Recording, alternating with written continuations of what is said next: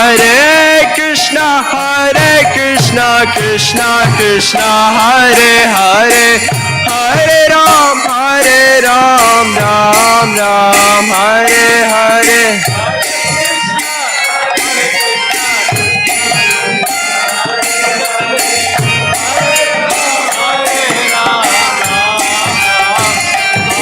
Hare Krishna, Krishna Krishna, Hare Hare, Hare Ram, Ram Ram, Hare Hare.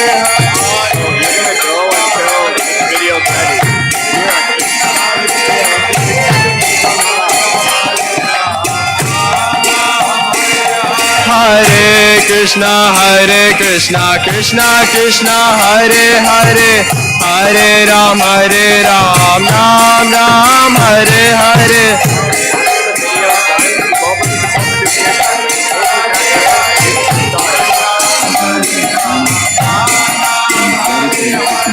Hare Krishna, Krishna Krishna, Hare Hare, Hare Ram, Ram Ram, Hare Hare.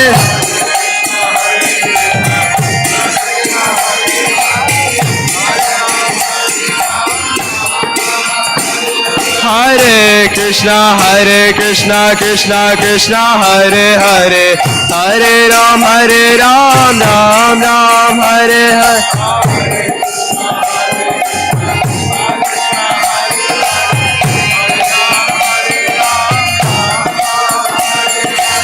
Hare Krishna, Krishna Krishna, Hare Hare, Hare Rama, Rama Rama, Hare Hare.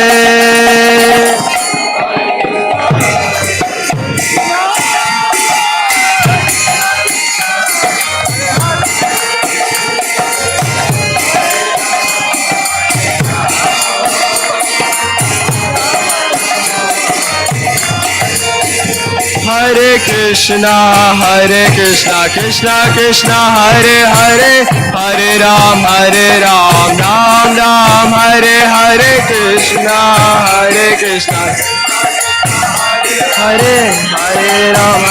Ram, Ram Ram. Hare Krishna, Krishna Hare Hare, Hare Ram, Ram Ram, Hare Hare.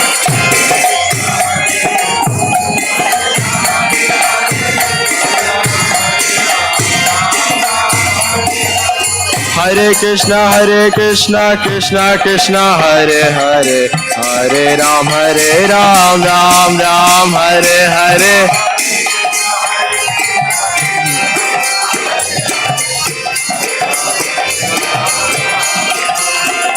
Hare Krishna, Krishna Krishna, Hare Hare, Hare Ram, Ram Ram, Hare Hare.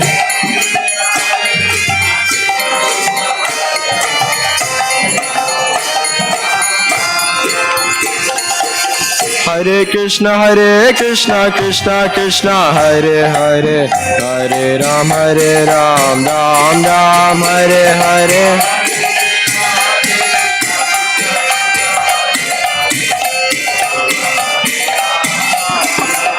Hare Krishna, Krishna Krishna, Hare Hare, Hare Rama, Rama Rama, Hare Hare, Hare Krishna.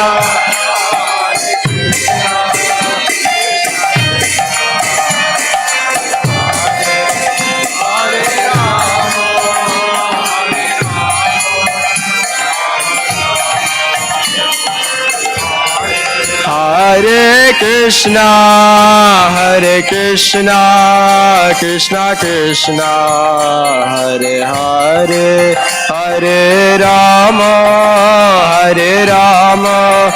Rama Rama, Hare Hare.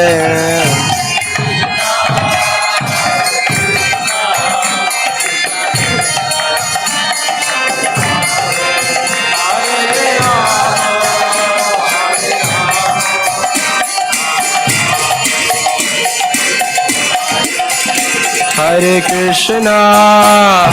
Krishna, Krishna Krishna, Hare Hare, Hare Rama, Rama Rama, Hare Hare.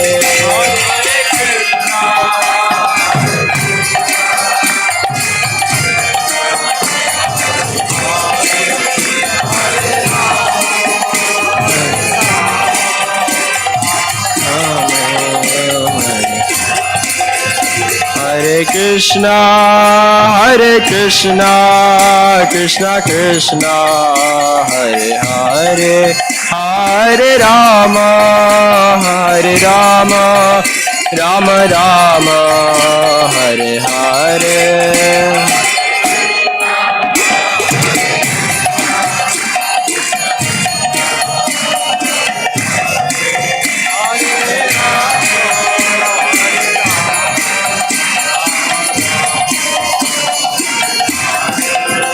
Hare Krishna, Krishna Krishna, Hare Hare, Hare Rama, Rama Rama, Hare Hare.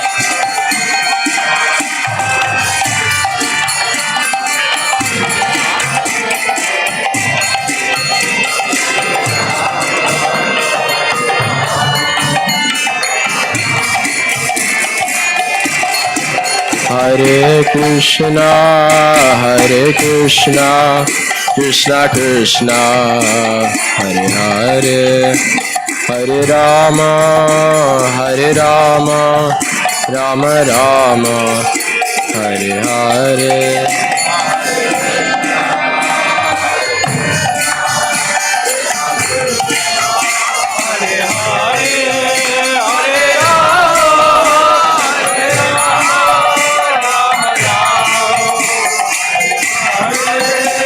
Hare Krishna, Krishna Krishna, Hare Hare, Hare Rama, Rama Rama, Hare Hare, Hare Krishna, Krishna, Hare Hare, Hare Rama,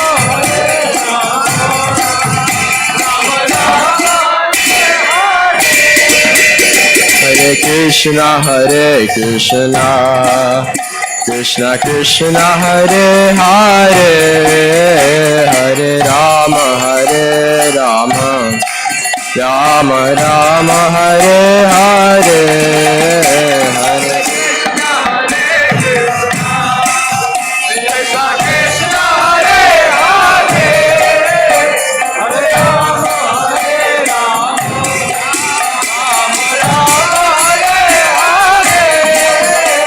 Hare Krishna, Krishna Krishna, Hare Hare, Hare Rama, Rama Rama, Hare Hare.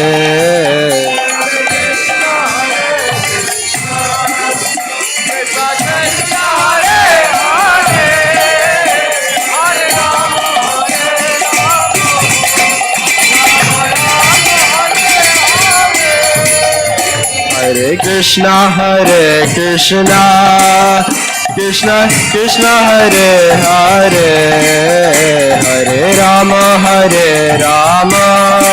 Rama Rama, Hare Hare.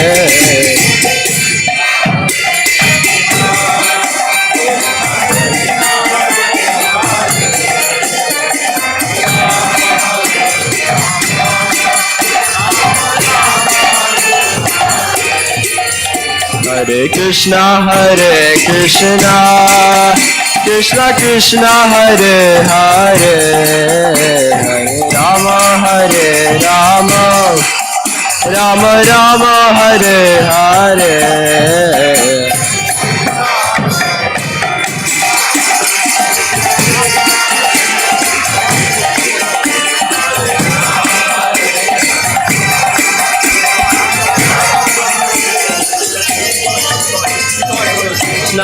Hare Krishna, Krishna Krishna Hare Hare, Hare Rama, Rama Rama Hare Hare.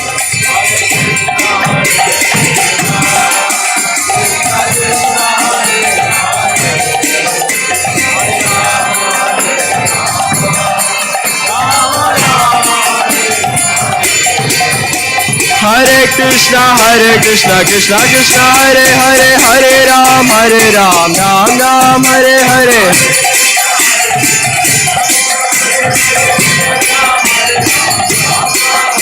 Hare Krishna, Krishna Krishna, Hare Hare, Hare Ram, Ram Ram, Hare Hare.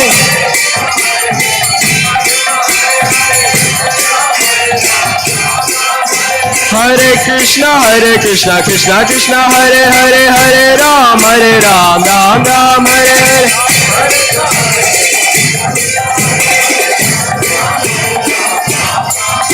Hare Krishna, Krishna, Hare Hare, Hare Ram, Ram Ram.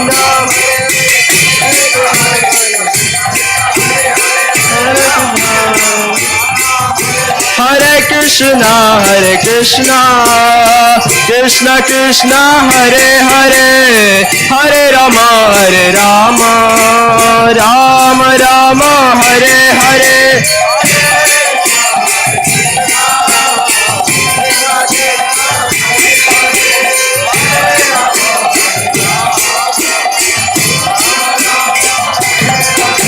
Hare Krishna, Krishna Krishna, Hare Hare, Hare Rama, Rama Rama, Hare Hare.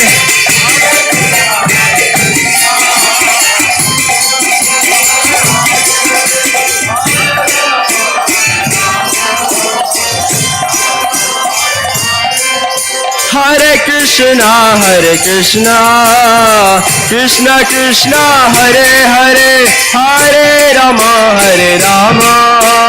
Rama Rama, Hare Hare.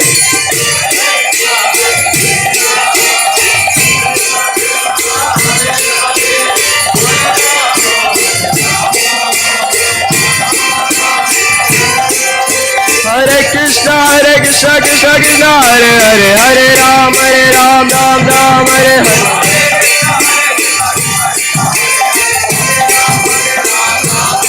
Hare Krishna,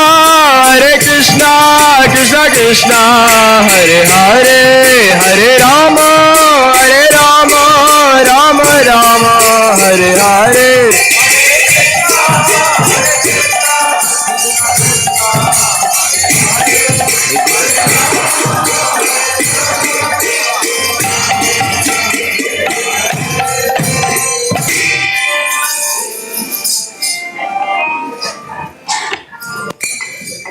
Although I'm very tiny, I'm dedicated to continuing to assist you in this upliftment mission to my capacity, as I've been doing for decades.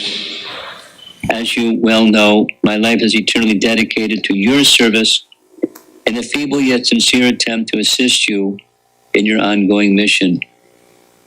By serving you, may these three sources of your spiritual strength be transmitted also to me, at least to some degree, so that I may become a better instrument for you to utilize. Please accept me as your eternal servant, your humble servant, Ramabhat Swami.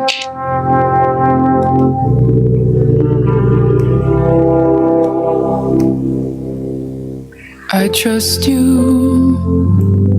I trust your plan for me. I trust you. Your hand is all I see.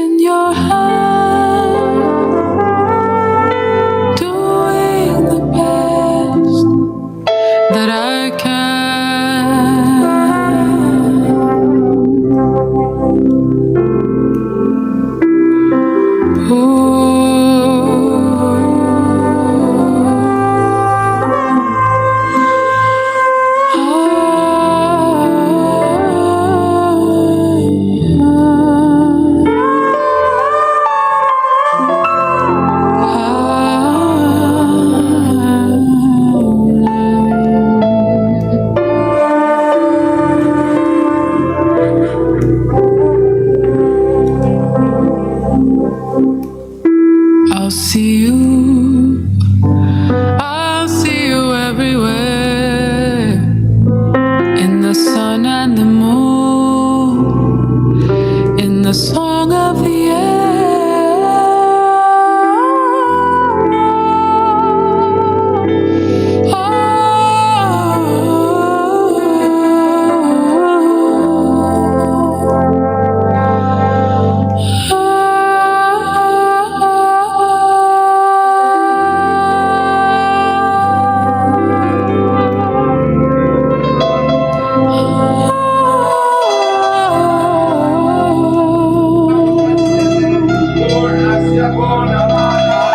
I'm letting go,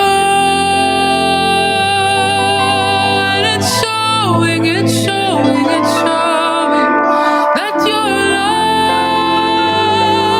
love is always flowing for me. I'll rest in your hands, doing the best that I can.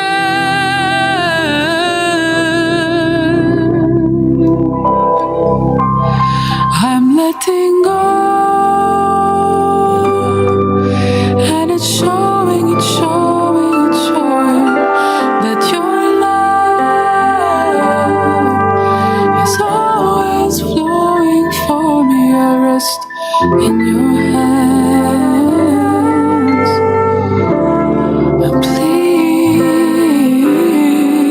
Please accept me as I am.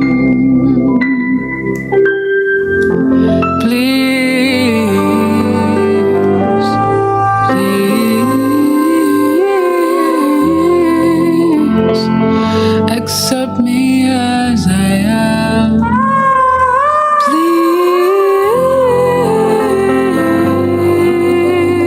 Please, please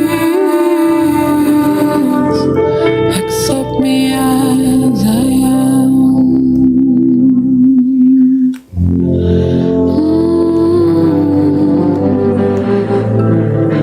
Please.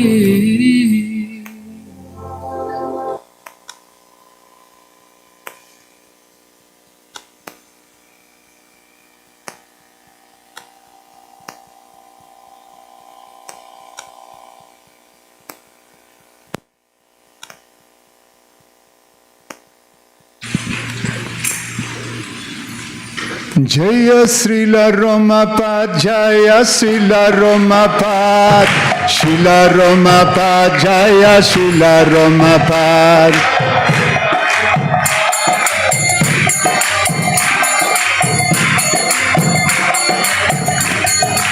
Jaya Srila Romapad, Jaya Srila Romapad, Srila Romapad, Jaya Srila Romapad.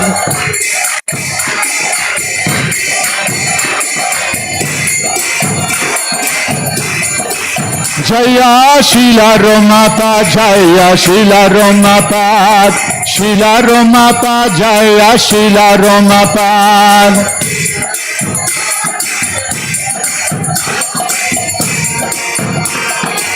Jaya Jaya Prabhupada, Prabhupada, Prabhupada, Jaya Prabhupada.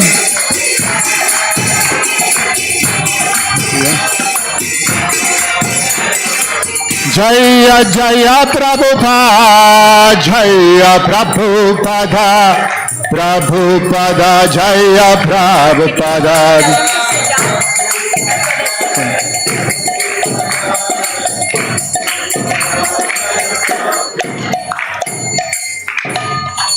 Everybody please sit down.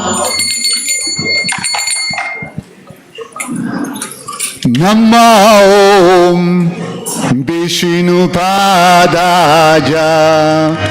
Krishna Presthaja Bhutale Srimate Bhakti Vedanta Swami Iti Namine.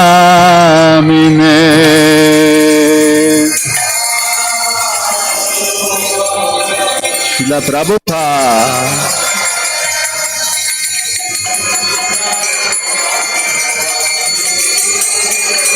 Prabhupada.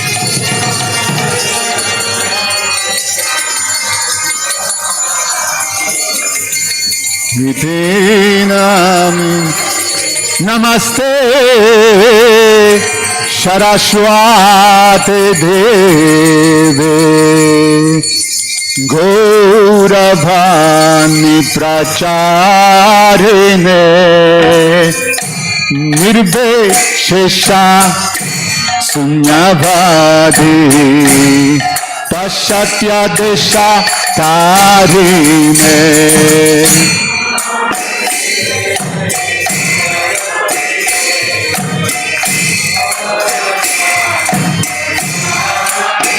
Prabhupada.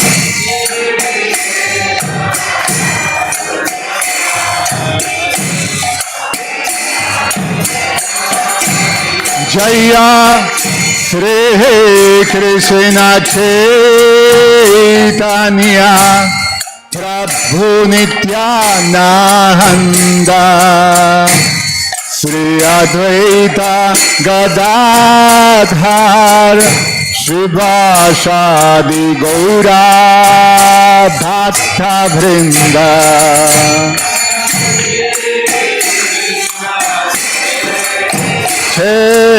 Chaitanya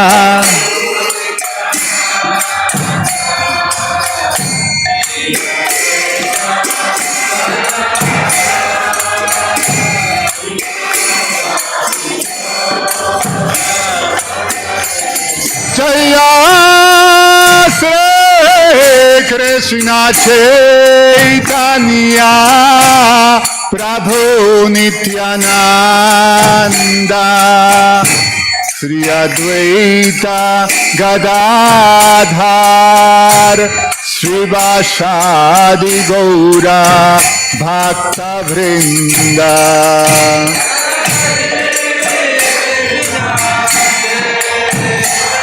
Chaitanya Nityananda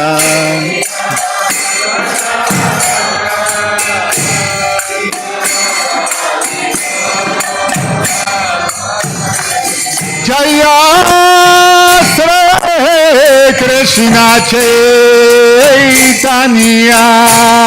Prabhu Nityananda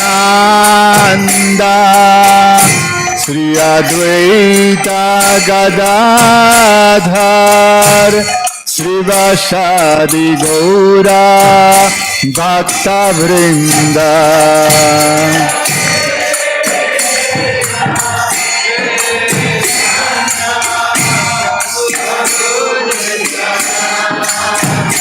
Nityananda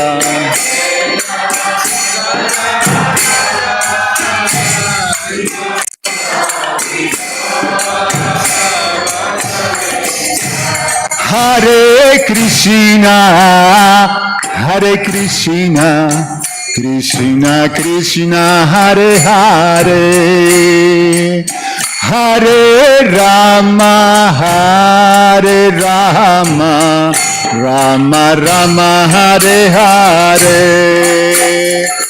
Hare Krishna Hare Krishna Krishna Krishna Hare Hare Oh Harinam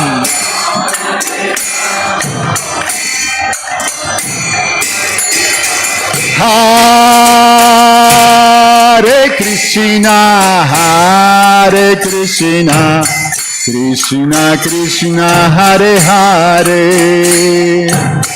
Hare Rama Hare Rama Rama Rama Hare Hare. Krishna Krishna Krishna Hare Hare. Rama Rama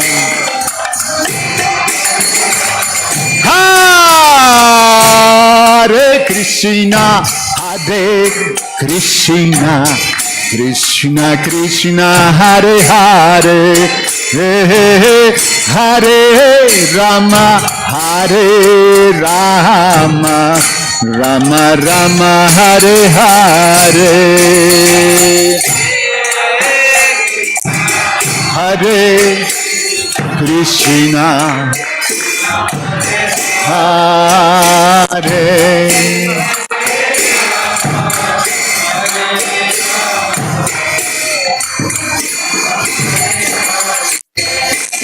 Hare Krishna Hare Krishna Krishna Krishna Hare Hare.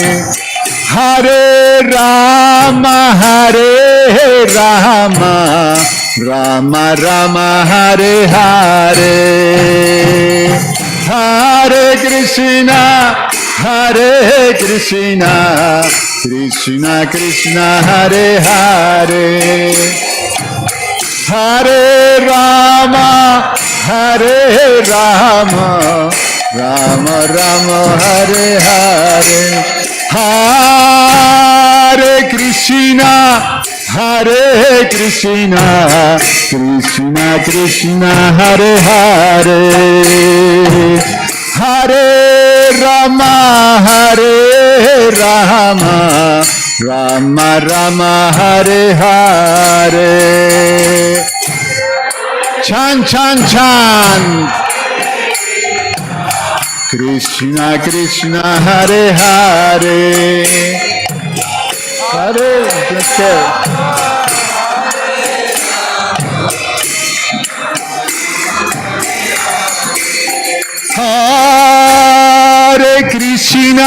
Hare Krishna Krishna Krishna Hare Hare. Hare Rama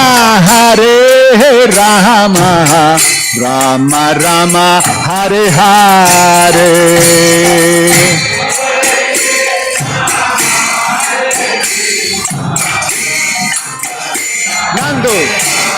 Nando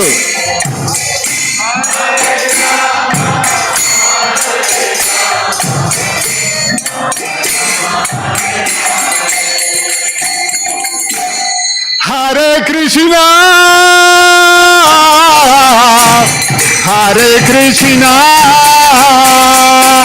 Krishna Krishna Hare Hare. Hare Rama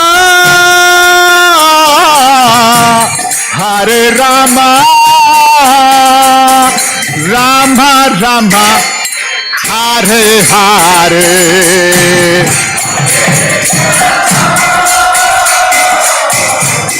Hare Krishna Krishna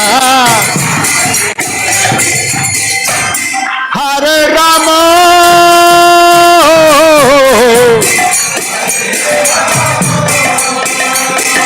Rama Rama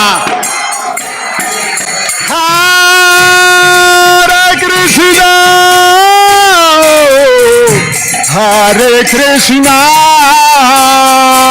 Krishna Krishna Hare Hare. Hare Rama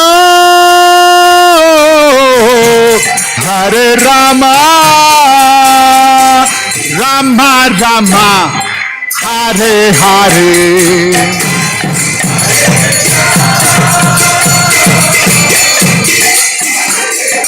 Chant, chant, chant.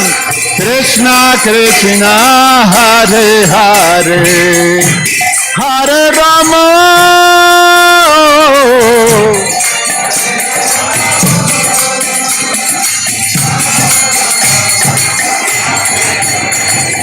Hare Krishna, Krishna Krishna, Hare Hare, Hare Rama, Rama Rama, Hare Hare.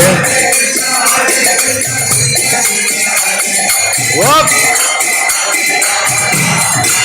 Hare Krishna, Krishna Krishna, Hare Hare, Hare Rama, Rama Rama, Hare Hare.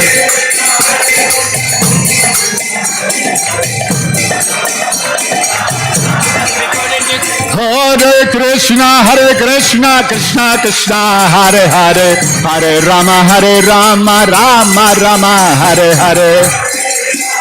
Whoop.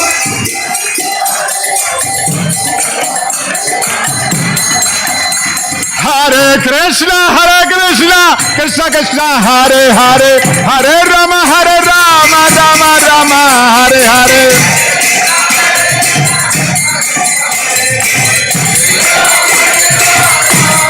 Hare Krishna, Krishna Krishna, Hare Hare, Hare Ram, Ram Ram, Hare Hare.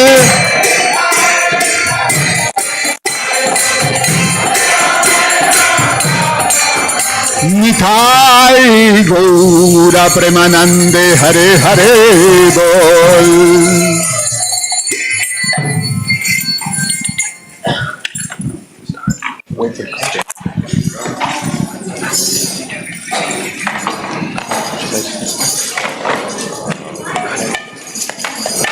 Trust your call. I don't know what that is. Srila Prabhupada ke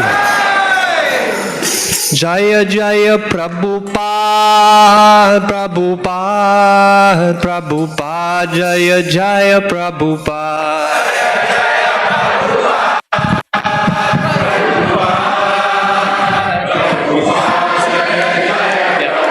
Jai Jai Prabhupada, Prabhupada, Prabhupada, Jai Prabhupada.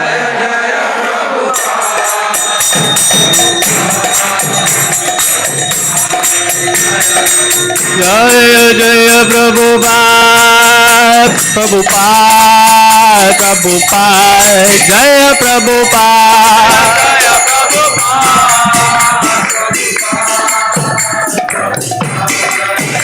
Jaya Jaya Prabhupada, Prabhupada, Prabhupada, Jai Prabhupada.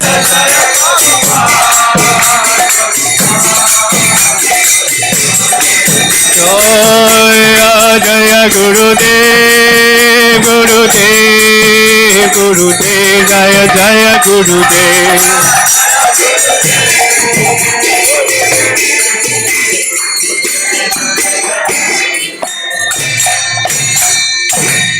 Shri Guru Charana Pana Kevala Bhakti Shadma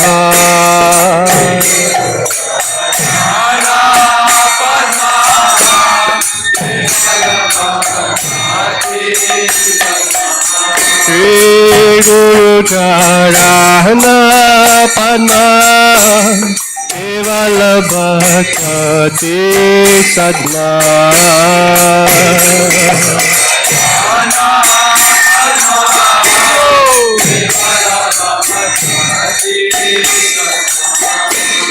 Vanumwe Savadhana Mate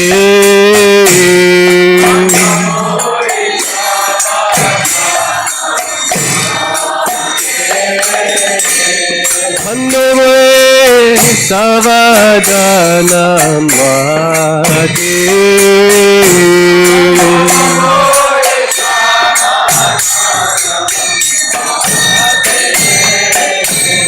Jada Prasahadevai E Bhavato Diya Jada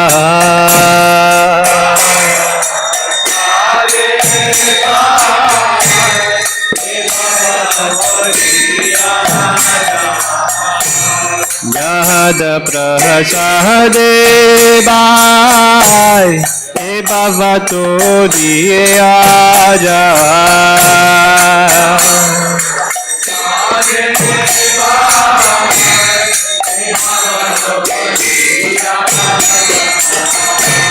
Krishna prapti ho jaha hote. Everyone sing loudly. Krishna prapti ho jaha hote.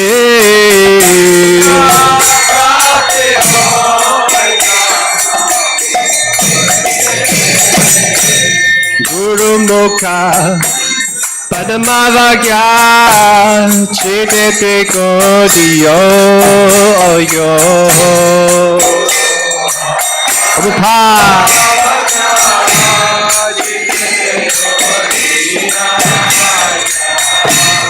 Guru Mukha Padmavagya Chitete Kodiyo Yo.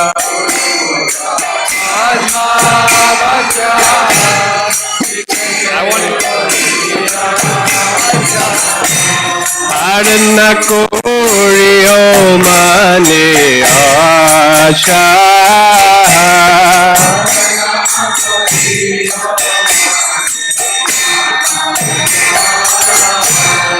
Arna Koryo Mane Asha.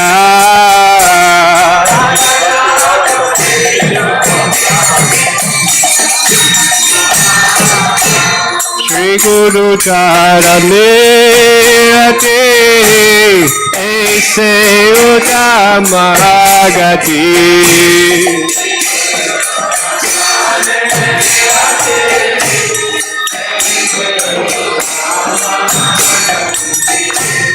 Prasade Puri Savasha.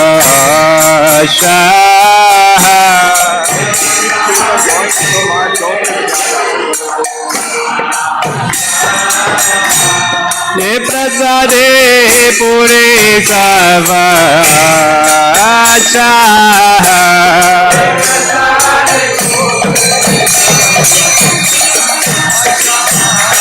Chakshudan diloje janme janme pravche. Chakshudan diloje janme janme pravche. Divya Nude Prakashito.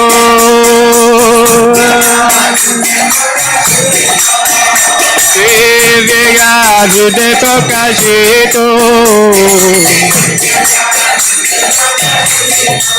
Prema Bhakti Jayate Avidya Vinasajate. Haribo Haribo. Prema Bhakti Jayate Avidya Vinasajate. Sirgaya Harachareto.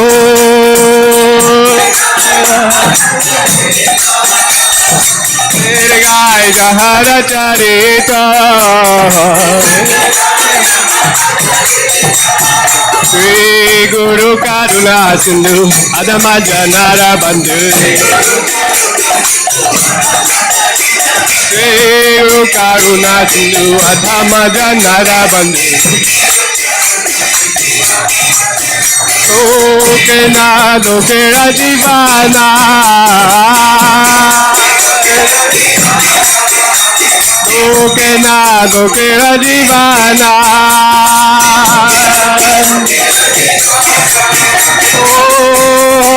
Prabhu Koroyo Deo More Parajoyo.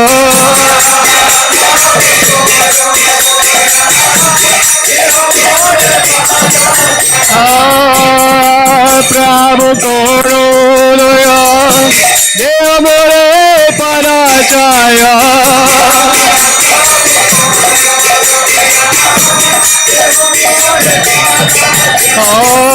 Prabhu Koroyo Deo More Parajoyo.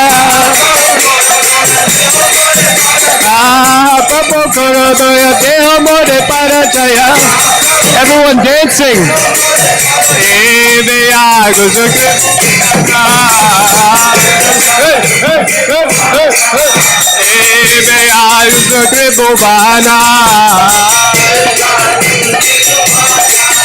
Srila Prabhupada Patita Pavana. Srila Prabhupada Patita Pavana. Jaya Jaya Prabhupada, Prabhupada, Prabhupada, Jaya Prabhupada.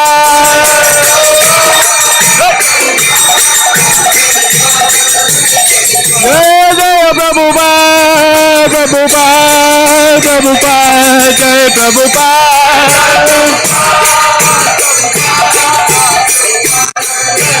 Jaya Jaya Gurudev, Gurudev, Gurudev, Jaya Gurudev.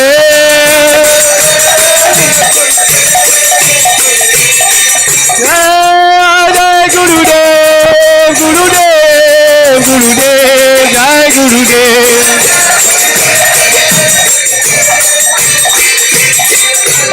Jaya Jaya Gurudev, Gurudev, Gurudev, Jaya Gurudev.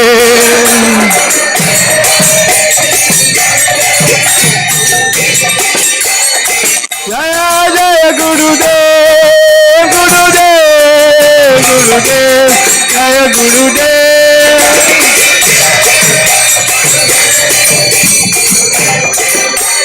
Nitai Gaur Hari Bol, Hari Bol, Hari Bol, Gaur Hari Bol.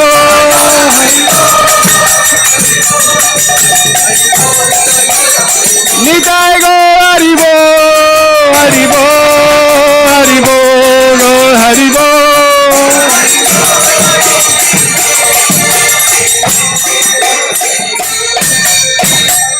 Srila Prabhupada ke, Bhagavad Srila Prabhupada Swami Guru Maharaj ke, Nitai Gaur Premanande.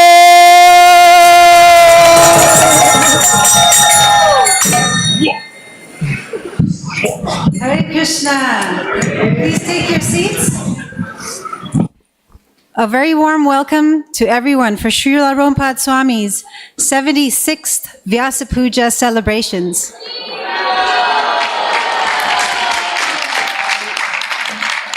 My name is Uma Devi Dasi, and I'm honored to be your MC for my favorite festival of the year. So this weekend, our theme is Bhakti Lata Bij, the seed of bhakti or devotional service.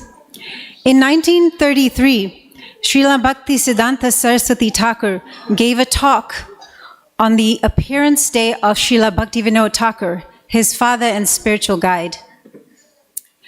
And later, this talk was published as an article in Srila Prabhupada's Back to Godhead magazine. Now, that specific edition of Back to Godhead then became the very first piece of Krishna conscious literature received by Prabhupada Maharaj in 1969. Prabhupada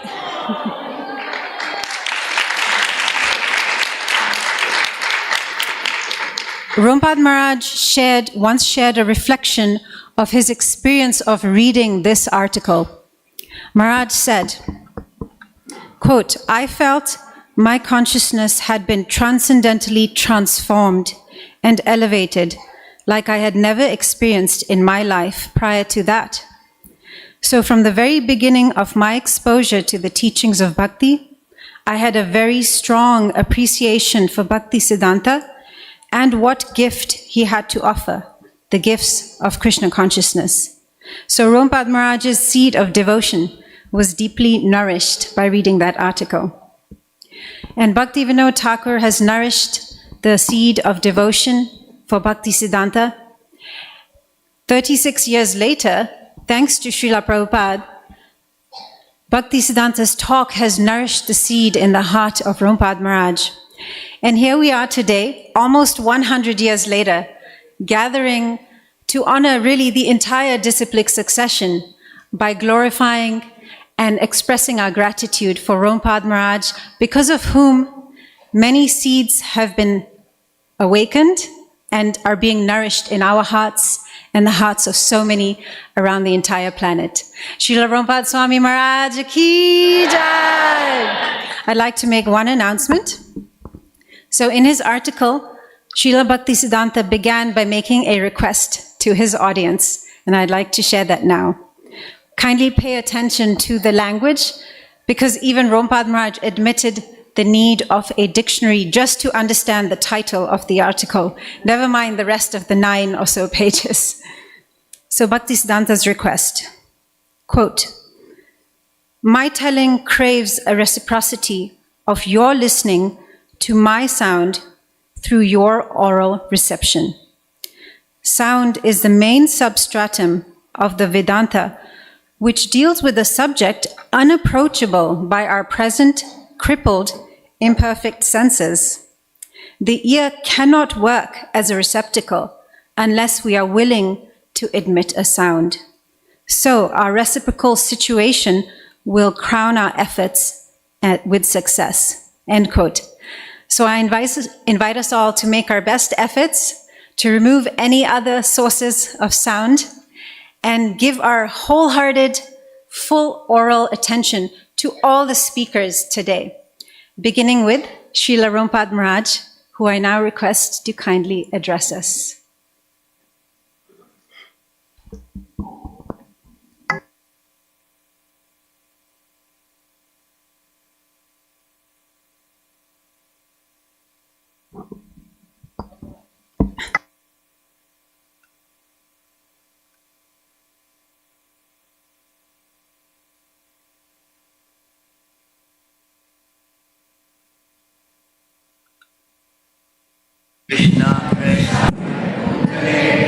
Shrimate Bhaktivedanta Swami Iti Namine Namaste Saraswate Deve Gauravani Prachadine Nirvishesha Sunyavadi Paschachade Satadine Jaya Sri Krishna Chaitanya Prabhu Nityananda Shri Advaita Gadadhar Shivasa Gaura Bhaktarinda Hare Krishna,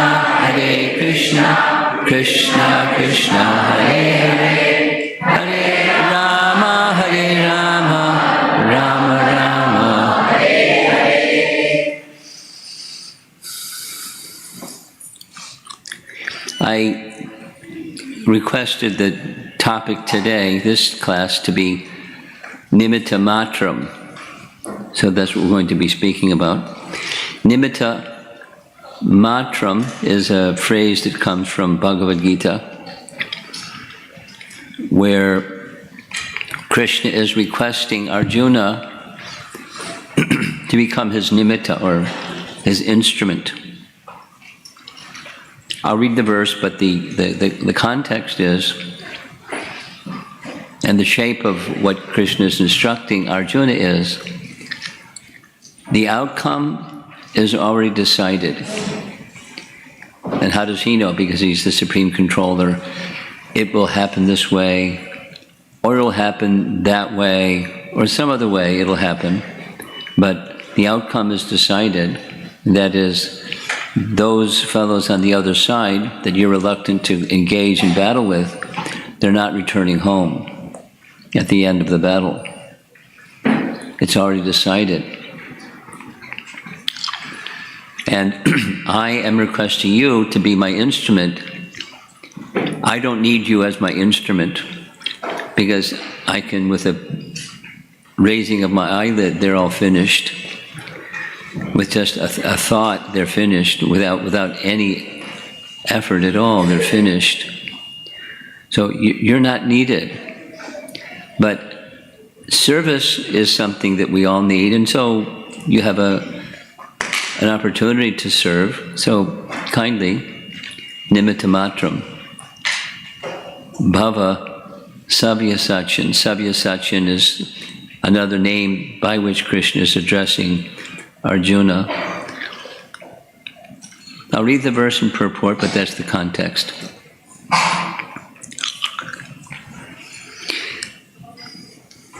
Tasmat, therefore, this is from those of you who want to look it up, chapter 11, text 33, Bhagavad Gita.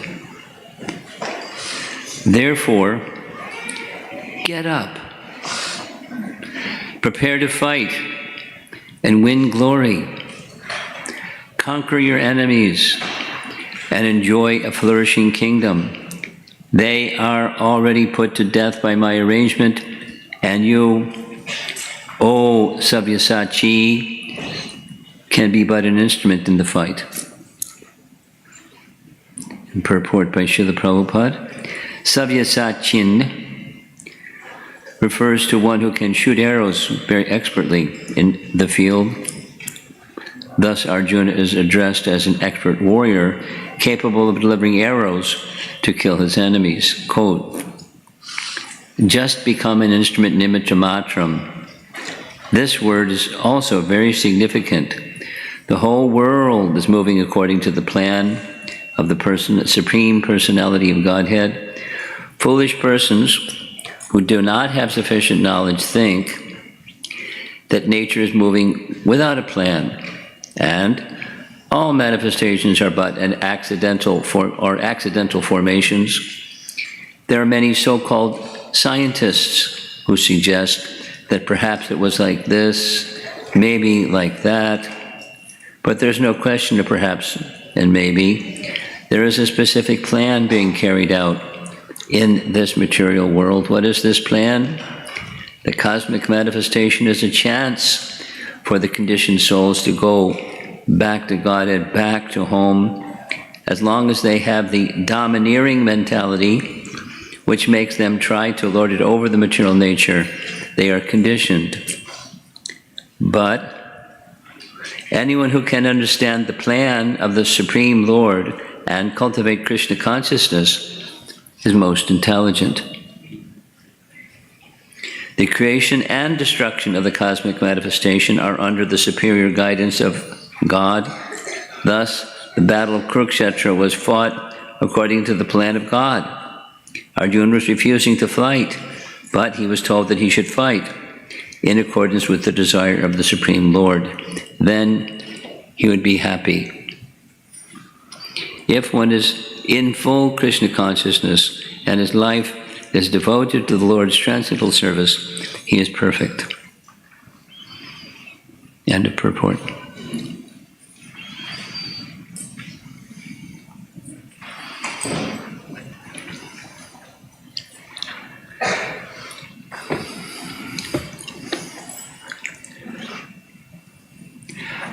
Our founder Acharya Srila Prabhupada was given a directive. My understanding is it was a general directive and as well as a personal directive, meaning many persons were given the same directive because it was something that he wanted. Something that he wanted was something that his father indicated Lord Chaitanya wanted, and his father spent some time, Bhaktivinoda Thakur spent substantial time trying to arrange for what Lord Chaitanya wanted. And what Lord Chaitanya wanted was that Krishna Bhakti, or the teachings of Lord Chaitanya, as given by Lord Chaitanya, the teachings of Bhakti as given by Lord Chaitanya would be known throughout the world.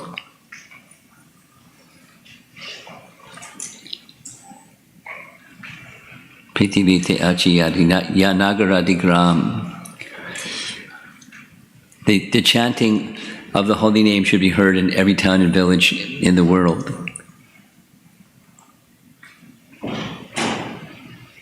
Desire of Chaitanya Mahaprabhu, and moreover, it's a plan, it's like the battle of Kurukshetra, in that the outcome of the battle is already decided, and similarly, the plan of Lord Chaitanya has already been decided. The will of the Supreme Lord happens simply because he wills it.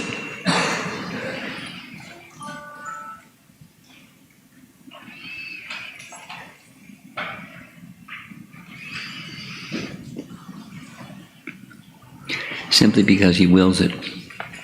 And by his willing it, or Icha Shakti, so many other sub-Shaktis are sent into motion by the primary, his desire, his Icha.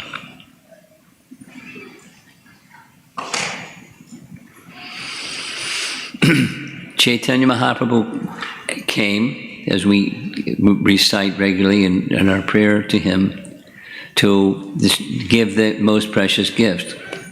Namo Mahabharanaya Krishna Prema Pradayate. Krishna Chaitanya Namani Gauratushe Namaha.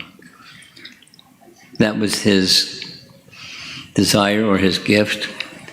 And with the gift, just as we discussed briefly this morning, the gift is the gift of bhakti, and ultimately is the gift of Krishna Prema Bhakti, pure love for Krishna, but it starts somewhere as a seed, and he has persons who assist him in carrying out that mission of giving the seed of bhakti to many, and we're all given the same mandate. In Chaitanya Charitamrita, the historical record of Chaitanya Mahaprabhu's directions. So he wanted some service from us. 2 services, receive and give. And Krishna Bhakti, or life in Krishna consciousness, our mission and to become the instrument of, requires understanding where the train is going, as we were seeing this morning, or what is the desire? What is it Lord Chaitanya wants of us? How will we know if we're pleasing him? Those kinds of questions people sometimes ask. How will I know if I'm headed in the right direction, or if my actions are pleasing Krishna, my thoughts are pleasing Krishna? How do I know? The direction is clear. It's the age of Kali. And in the age of Kali, there's one principal means for achieving the goal of life. And we're to receive it and we're to give it. Those 2 things. You can't give something you don't have. But you can give something you have. You may have very little, that's okay. Whatever you have, you can give the little bit that you have. And we're not archers, we're not savyasachis, but we're devotees that have a mandate. So according to our capacity, which may be different for each person, it is different for each person, our propensities and capacities, etc. But to be the instrument of the will of Lord Chaitanya, that's the nimitta matra message. And I want to connect that message with what we discussed yesterday evening and then again this morning, because the dots connect, make a nice picture. To give, to be the instrument of Chaitanya Mahaprabhu, or the instrument of our disciplic succession, which is following the order of Chaitanya Mahaprabhu, you have to receive. And then, in turn, what you receive, you give to your capacity. With the understanding that our receiver may not be in the right position, and so the message may come in a little garbled or with too much static, a little difficult to understand, or we may misunderstand or something. But the course correction, it's something like, it's not the same, but it's something like a GPS. Supposing you have a good GPS, and you put the destination, you know what the destination is, and you put the destination in your GPS. And you start to go according to the indication of the GPS. And supposing you make a mistake along the way, what's the GPS going to do? It'll get you back on track if you make a mistake and go in the wrong direction or something. I was heading for a university program one place, and we got almost to the destination, but the GPS didn't tell us, because the GPS didn't know that they were doing construction on a certain street, and we couldn't proceed because there was a big roadblock. But the GPS didn't know there's a big roadblock, but we could see the big roadblock. They were telling us to go straight, and we couldn't go straight because there's a big roadblock. So we went around. We went right, and then with the first left, and a circle around, so we could go back on track. And as soon as we made the wrong turn, or according to the GPS, the wrong turn, it redirected us to do the right turn, because it was a good GPS system. So, similarly, know the destination. That was the message this morning's class. Know the destination, and not just kind of notionally or cosmetically or superficially. That's a good beginning, but that's going to not have a real good picture of what the destination is, and the conception of how to get there, with the goal and how to get there may not be so clear.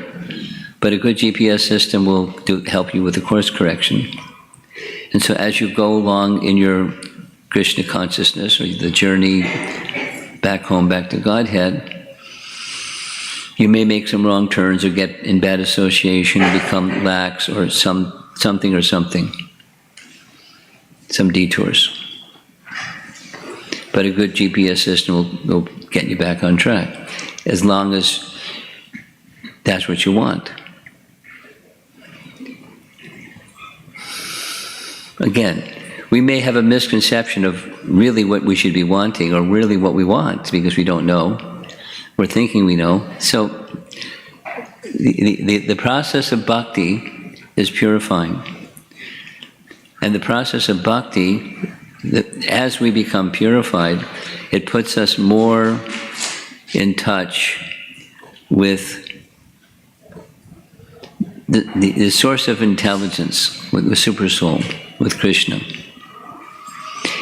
And in the beginning, I may have not such keen intelligence, but as I'm sincerely trying, to the best of my ability, according to the teachings and teachers that Krishna sent me, if there's some misunderstanding, Krishna can correct the misunderstanding by proper understanding through one means or another, internal, external, or books, or teachings, or something.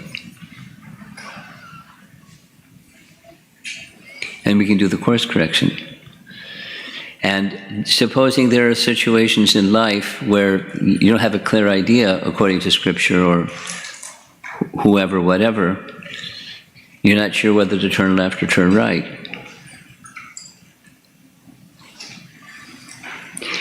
What to do when the topic has become my instrument, and I may not be sure how to be Krishna's instrument in this circumstance.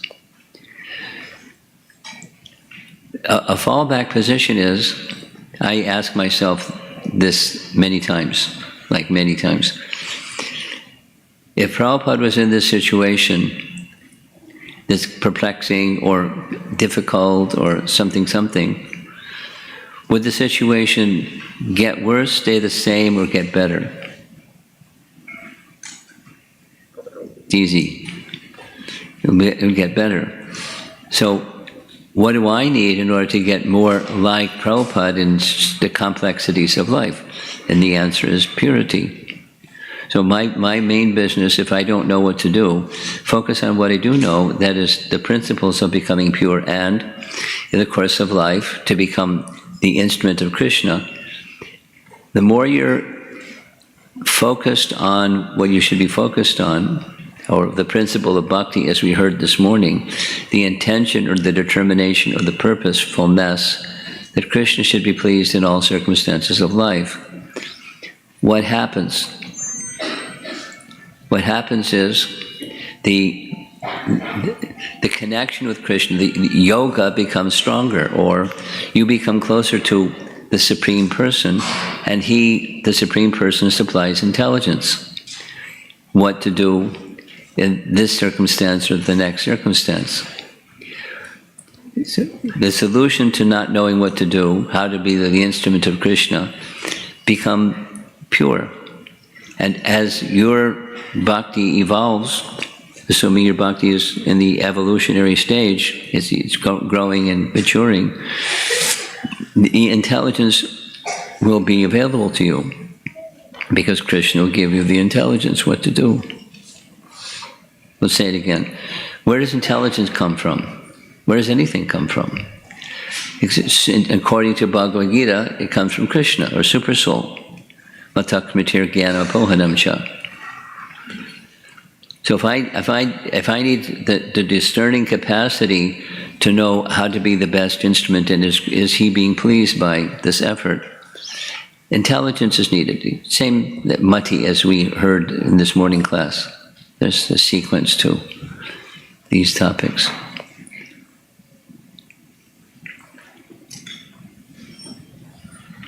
Krishna Bhakti Rasa Bhavita Matihi.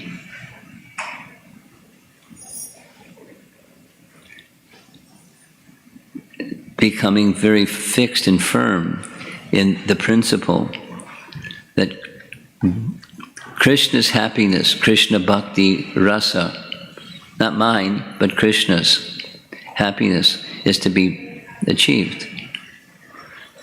And that takes intelligence. Or it's a directive given from Super Soul. That's intelligence. How to act in this way, and that I want to act in this way. A commitment, a dedication, a resolve. My life is meant for that purpose. That can be done from any position. Doesn't require you become a sannyasi, you wear saffron and renounce stuff, and then you can be an instrument. Or some other material. There's no material, as we heard this morning, there's no material circumstances pile them up, and you then, the bell rings and you're at the bhakti level. No such thing.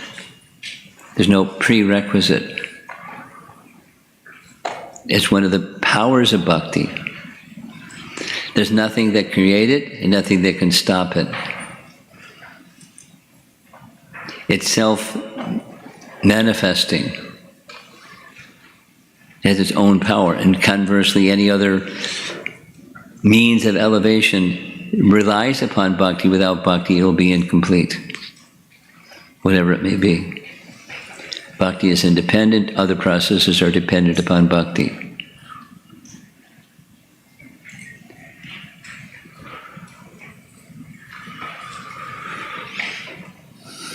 You'll become an instrument. Instrument of what? Instrument of our disciplic succession, which is meant to fulfill the interest of Lord Chaitanya Mahaprabhu. And so back to the question, what motivated Prabhupada? He got a directive, and he was fulfilling that directive. And obviously, he was very attached, transcendently attached. He became detached from family life and became attached to Bhaktisiddhanta, who became his life and soul.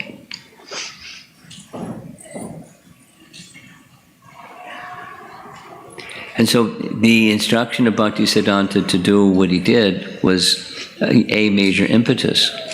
But why did Bhaktisiddhanta ask for this thing to be done? Because it was Lord Chaitanya's desire. Why did Lord Chaitanya appear and manifest his desire? To mitigate the sufferings, same as we heard the bhakti process in its initial stages, in the sadhana stage even. Sufferings diminished and auspiciousness generated. Kleshagni Shubhadha. The phrase that Prabhupada used again and again, I wrote a Vyasa Puja offering on this topic, Sarve Sukhino Bhavantu. Sarve Sukhino Bhavantu. Sarve Sukhino Bhavantu. Everyone should be happy. Now, how can you make everybody happy? Because some people are happy being unhappy, or making other people unhappy, or whatever. Happiness is not a happy place. Dukkhalayam ashashvatam. How do you have happiness in a place that's filled with dukkha? By design, by the best designer, infallible designer. But by making the Krishna conscious connection. And when making the Krishna conscious connection, then the door to happiness opens. And Prabhupada knew that. Despite innumerable circumstances that he faced or other people who he interacted with faced, just by the influence of Krishna Bhakti, it's not necessarily that the problem went away. That's not Krishna's promise. You'll have no problems if you just become a nice devotee. But you'll stop seeing things as a problem. You'll see things as an opportunity for strengthening and heightening your purpose in life, your bhakti purpose in life. And then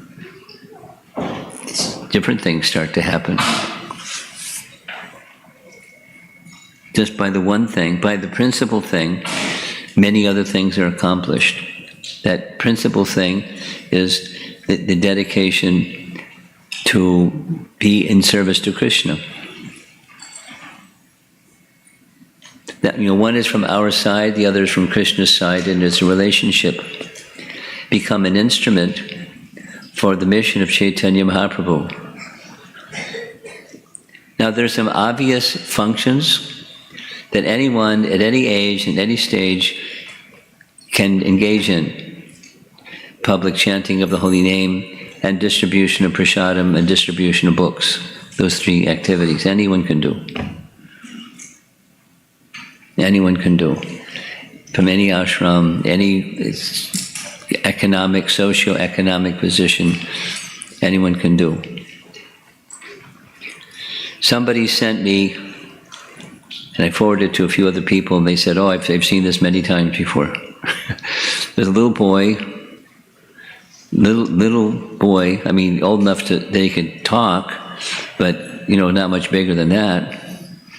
And they set up a car for him. On the back of the car, that something was laid down, and there was a display of books in the back of the car, and he would, little boy go running up to people holding a book in his hand and ask them to take it.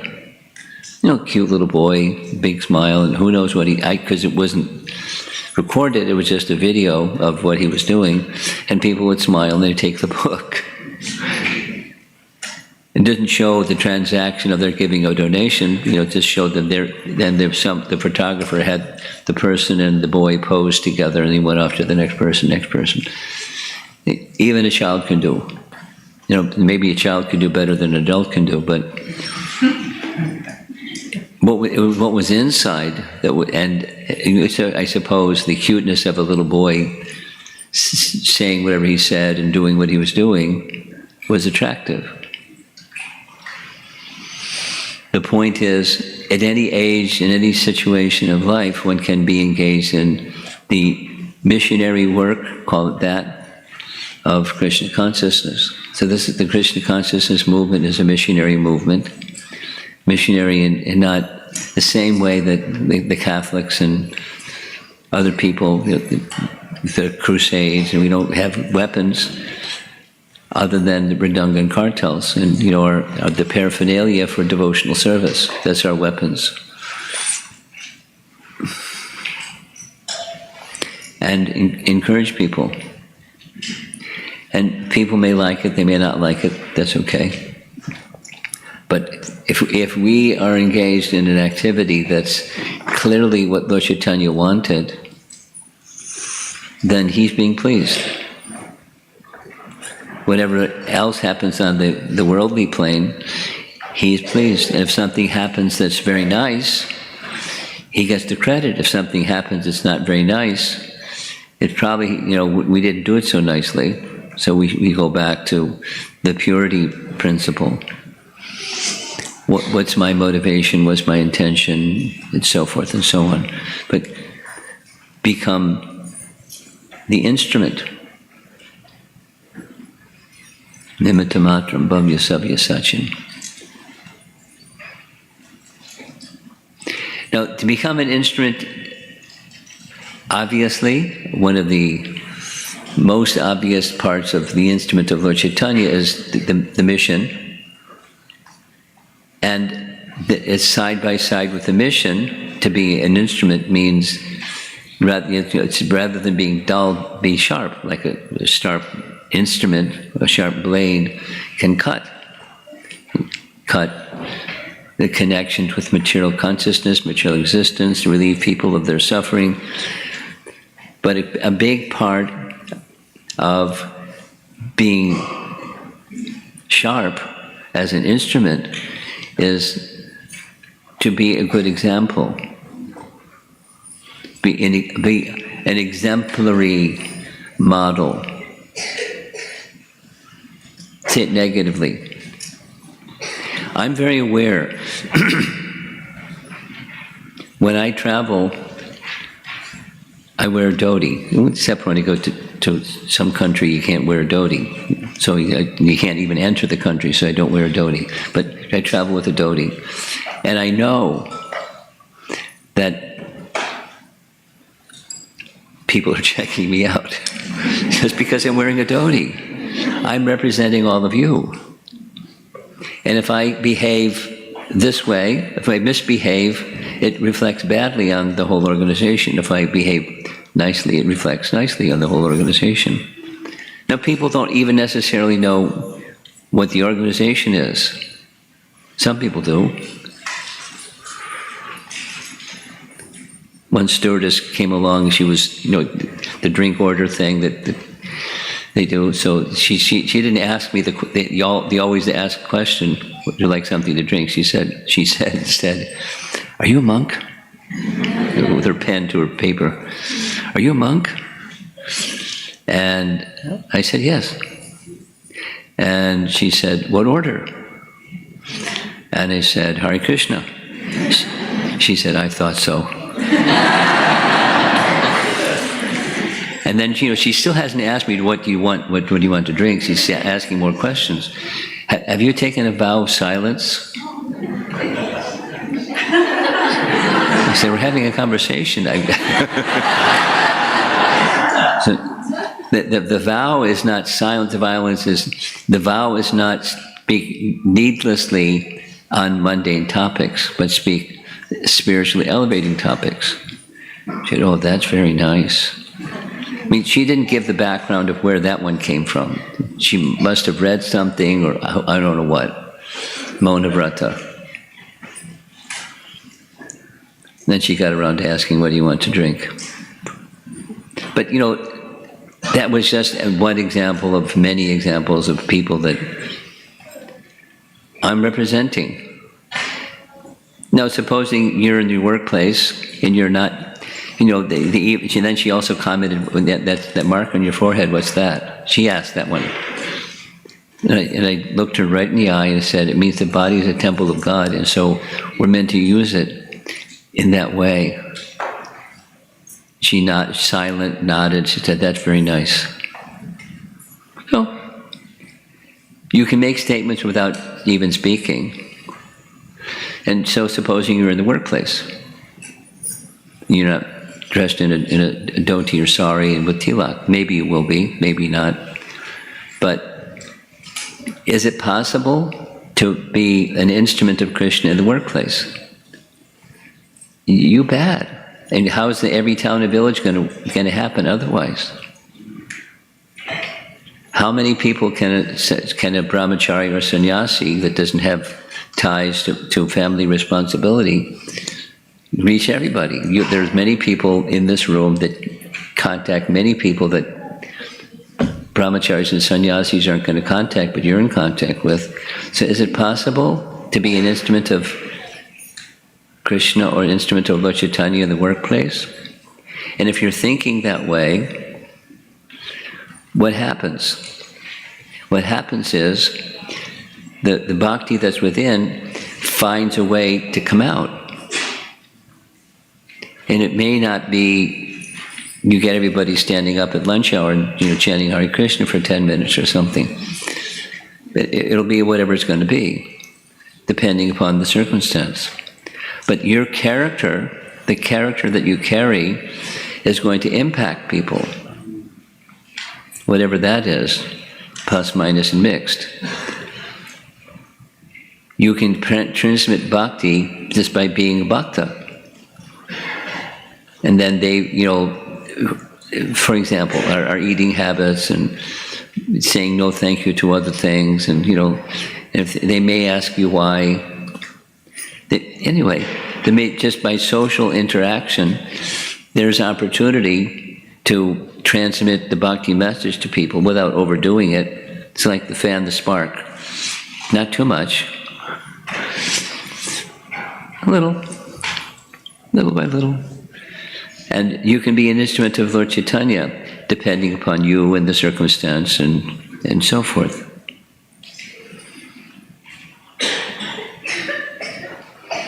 But that's our life as devotees. Whatever your age is, whatever your occupation is, whatever your ashram is, whatever your nature is, psychophysical nature.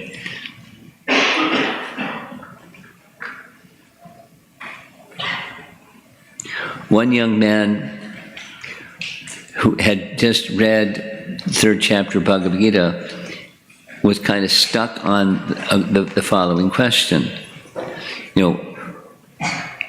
I should perform my prescribed duty. How do I know what's my duty? I probed a little bit to find out what he meant by that question, but it's pretty simple. Brahman, Kshatriya, Vaishya, Shudra. How do I know amongst those subdivisions, what are the further subdivisions, and how do I know what my duty is? Because I'm to perform my prescribed duty and I always think of Krishna, so how do you know what my duty is? It's a very reasonable question. And there's different ways of answering, but one of the ways, I gave him 3 different ways to answer that question. But the most important one I want to share, which is related to become my instrument, nimitta matram. Supposing you don't know.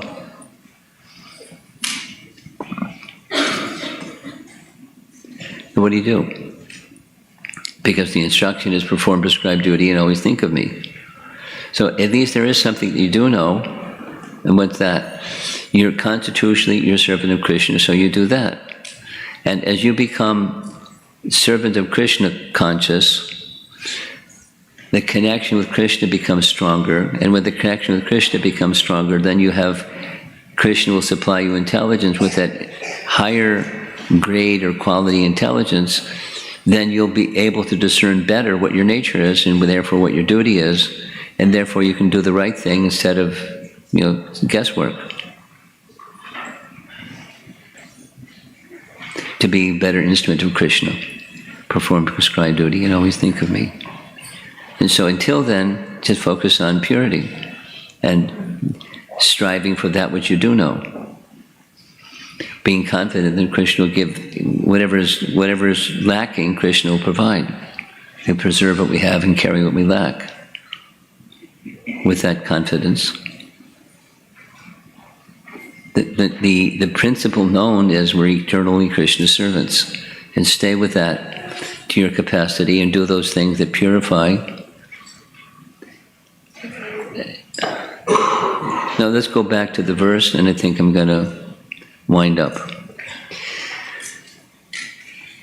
The verse is Krishna speaking to Arjuna. He's letting Arjuna know, you may take the credit, you may not take the credit, it's decided. That all the soldiers on the other side, they're not going back to their homes. That's given. Now, you have an opportunity to be my instrument for that. And your nature is, you're Kshatriya. You'll be negligent of your prescribed duty if you didn't engage in your prescribed duty. So engage in your prescribed duty and always think of me, and the outcome is already decided.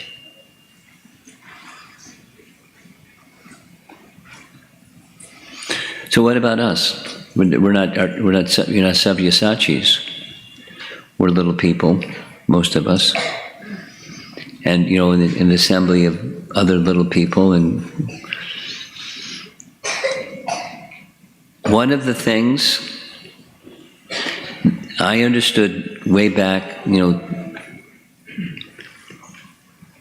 whatever it was, some number of years ago, 56, 57 years ago. I'm a little guy, whatever I can do is going to be little, but if there are others that work together in a cooperative fashion, then we can do much more than one little guy. So I want to be an instrument. It was clear from even before I was living in a temple, just a college kid. Prabhupada created these temples so that much work could be done by devotees working together. So let me do that. And then I can do something that's a little more meaningful and dynamic than just what I can do on my own. But the difficulty then comes, the cooperative spirit, or the lack of cooperative spirit, and the clashing and the thising and thating thing that goes on sometimes, because we're not purified. And, we all think we have the best solution, and we all have our personalities and ways of doing things, and it goes on. As we know, it goes on, clashes. Unfortunately. But that's become an instrument, is become pure, and then together with others, something very dynamic can happen. And when Prabhupada gathered his initial followers, they're from all kinds of different backgrounds. Some of them real wild, really wild. Ooh, really wild. And some of them very straight, and some of them this, and some of them that. And we're all one big family under our founder Acharya. And there were some bumps and bruises along the way, but he was there as the leader to lead us in the right direction, and that much we all had confidence in. And now that hasn't changed. The principles of the leadership of the founder Acharya and Krishna himself, the supreme leader, that hasn't changed. Then we have an opportunity to become instruments where we can be Prabhupada-like, or followers that are carrying character and conduct, and as best we can, according to our principal Acharya teacher. That's become the instrument message. And going forward, some are going to do that better, or with more focus, and some will do it less, and some will do it hardly at all. And that's just the mix.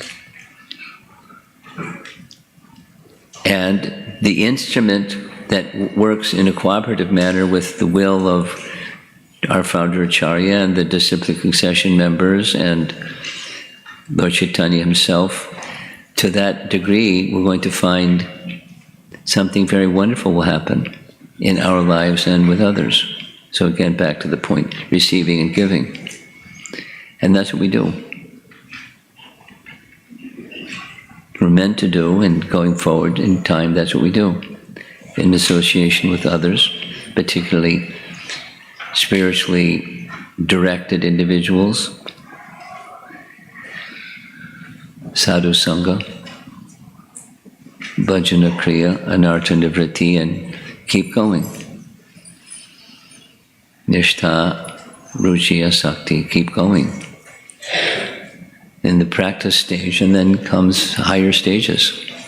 If we do the preliminary stages nicely, that's become the instrument of Lord Chaitanya message.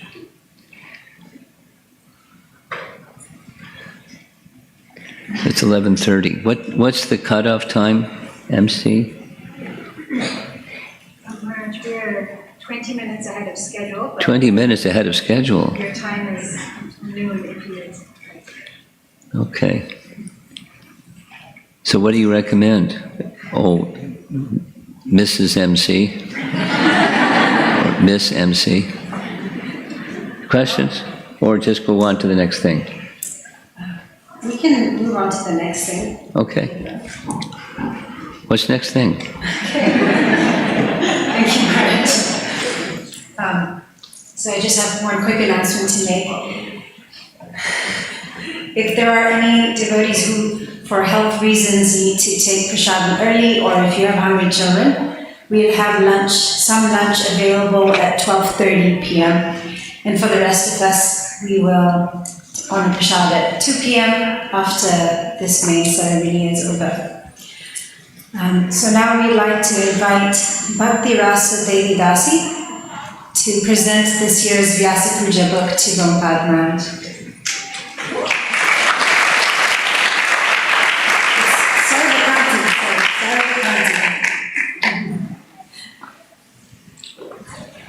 And we'd like to thank Stiramata and her.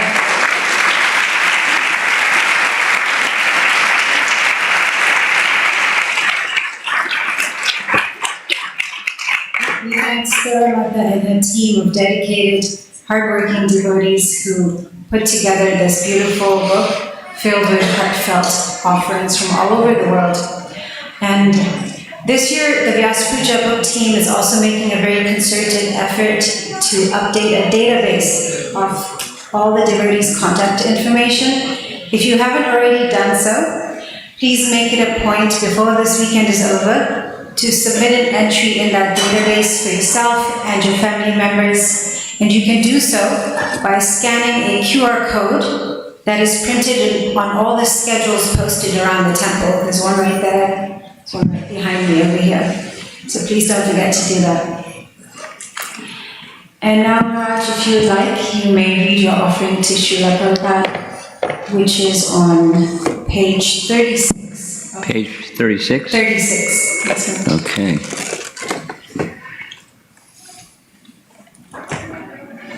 It's not only a book, it's a case for the book. Page 36.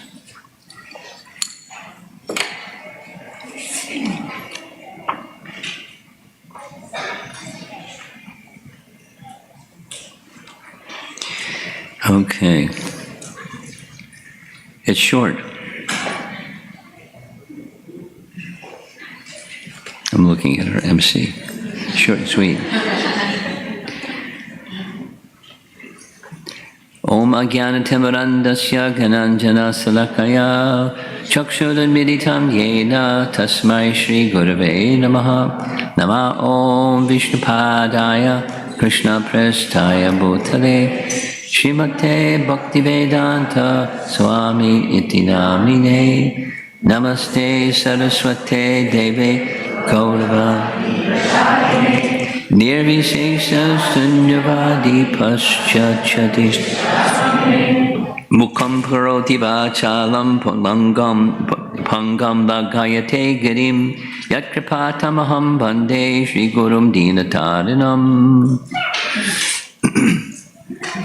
My dear and most respected spiritual master and eternal Father, please accept my most humble and respectful obeisances in the dust of your most merciful lotus feet. All glories to you, Srila Prabhupada. Loyalty to you is my life and soul. Through you, coming to the stage of selfless devotional service becomes a possibility, otherwise not. One of the primary inspiring verses for me from Srimad Bhagavatam of late is 2:3:10. Akama sarva kamo va moksha kamo udaradi tivrena bhakti yogena yajeta purusham param. In the Bhaktivedanta purports, you cite one Sanskrit passage from Jiva Goswami's Krama Sandarbha, where he explains the meaning of desirelessness or akama. Bhajaniya Parama Purushaka Matra Swasukatvam. This phrase has been a continuous refrain of meditation for me in the past, in part because I hold Srila Jiva Goswami in a special place in my heart, along with Rupa Goswami and your divine grace. You exemplify, as do Rupa Goswami and Jiva Goswami, this message of having no desire except the happiness of Krishna, which in turn manifests your happiness.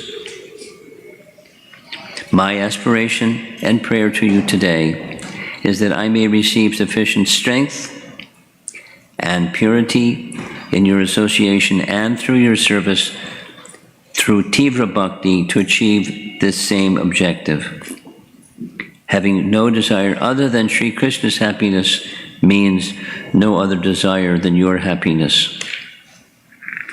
An avenue to reach that position, as I've learned from you, awakens from offenseless chanting, or coming to the stage where Shuddhanam is at the center of my heart. On this day, your Vyasa Puja, I pray to you for these two simple and sublime benedictions. My life is yours. You can do with me as you like. Nonetheless, please note that this is my aspiration in service to you and to Krishna. Your servant, Prabhupada Swami. Short and sweet.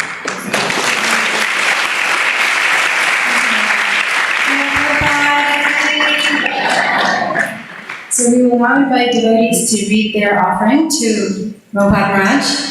Before we get into it, I'd like to just request that we can leave an aisle so devotees can pay obeisances to Srila Prabhupada as well as to Maharaj over here. So when invited, kindly make your way to this podium, and we have a copy of the Vyasa Puja book as well as the addendum here you can read from. I will also mention who is next in line to speak and requesting that devotee to please pay your obeisances, and if you're able to situate yourself somewhere near the podium so we can reduce any transition time. And requesting all devotees to kindly keep their offerings between 2 to 3 minutes so that we can hear from as many devotees as possible. We will begin with a video offering by His Holiness Bhakti Chaitanya. A lot of devotees fell in love with Bhakti Chaitanya Maharaj during this year's Haridwar and Badrinath Yatra. Following Bhakti Chaitanya Maharaj, we will hear from Atulya Devidasi. That can be on the screen here? Hare Krishna. Oh, over there. The devotees, this is Bhakti Chaitanya Swami here, and I'd like to say a few words in honor of the appearance day of His Holiness Ramapad Swami Maharaj, who is very dear to me and has been for many years. It's a bit of a long story, and we cannot make this video too long. I met him first when he came to London during Prabhupada's time. He visited London. We didn't really associate, personally, but I saw him and I was very impressed that this is a very serious devotee. Then, later, in the very early 90s, Maharaj kindly invited me to come and preach in America, particularly, first of all, at the Memorial Day Festival in Gitanagari. And then after that, for a few years I was coming, and he was organizing my preaching and looking after me. And he was just so extremely nice to me. He really was. And very caring and inspiring. And that really touched my heart. I was really deeply impressed. Then we were GBC members. Well, we are GBC members for that matter. I officially at least became a GBC in 98, although I was attending the meetings from 88. But particularly when I was officially a GBC, we would meet at the meetings once or eventually twice a year. And it was just great having his association, it really was. Then, this year, 2024, Maharaj invited me to come on the yatra. Yes, the idea was to visit Badrinath and be based, initially at least, in Haridwar and visit places around there like Rishikesh, etc. So I came. And again, he looked after me. Gee whiz, like a king, you could say. I mean, he overlooked after me, actually. Gosh. And we went out every day, and I was just so impressed by his mood of preaching and his knowledge. Oh, it's just amazing, actually. Amazing. And his presentations with PowerPoint slideshows, just great. I was there for every single one, and I was just so impressed. And it was just so pleasing and wonderful. Unfortunately, the parikra, or the yatra itself, was not able to get to Badrinath, but some kind devotees arranged a helicopter for Maharaj and myself. And there were a few other devotees in the helicopter. And we made a day trip to Badrinath. And it was just really nice. First of all, we went to the main temple in Badrinath. Then we drove over to Mana, if you know the area, the last village in India, and visited the sacred places there, Ganesha's cave and Vyasadev's cave and Bhima's bridge, and the Saraswati coming out from under the rocks. Oh, what a wonderful experience. It really was. And then to top it all off, we flew over to Keynote, which I'd never been to. And that was amazing, even higher than Badrinath, like 4,000 meters, 12,000 feet, or whatever it is. Something like that. The weather was not the best, but we got there, and we visited the temple, and we went around, and gosh, just really wonderful experience. And then at the end, Maharaj and I made an agreement that 2026, sort of late October, this other yatra I'm just mentioning from this year was in September, but the weather was not good. It was still monsoon. But we've made an arrangement 2026 to go to Badrinath and maybe some of the other Charadham, places. But definitely to Badrinath in 2026, and to go later, like late October or maybe early November, something along those lines, when it'll be dry. And there shouldn't be too many people around. And it is just going to be fantastic. It is really going to be fantastic. Going all over Badrinath there. Many places. We visited many of them this year, but there are others. And yes, so we'll be there 2026. We'll go straight up there, I think. Anyway, whatever the plan ends up being, we'll follow, but Badrinath will definitely be there. Really wonderful parikrama in the association of Maharaj again. So I am looking forward to it, and to seeing Maharaj again, and to seeing all of you again. Hare Krishna, Srila Prabhupada ki jai, Srila Robapad Swami Maharaj ki jai, Gaur Premanandi. He missed a bunch. We spent a lot of time together in Vrindavan. In fact, he was the one that introduced me to Vrindavan, was one of the ones that introduced me to Vrindavan. And by his kindness, he gave me recordings of his kathas with other yatras, and I came to know many things that I never knew before. I mean, one of the things that he introduced me to was the residential places for each of Radharani's 8 principal gopis. He knows those places, and he can take you to those places and tell you the details and their garments and their ornaments and their demeanor and their relationship with Radharani. And he missed it.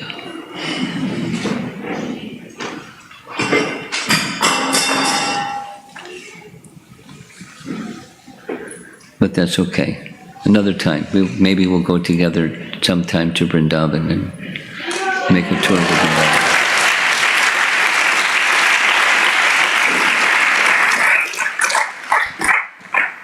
Let's see. We'll now invite Atulya Mata to, first she will read an offering from His Holiness Krishna Goswami Maharaj, and then she will share her own offering. And following her, we will hear from Agnivesh Prabhu.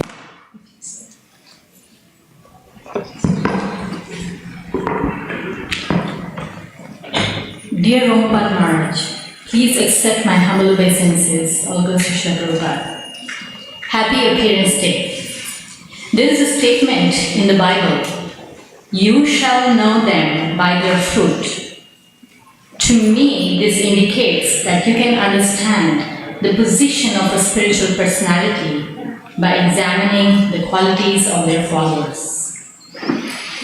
I have perceived the exemplary qualities of your disciples: determination, dedication, and above all, softness of heart, compassion.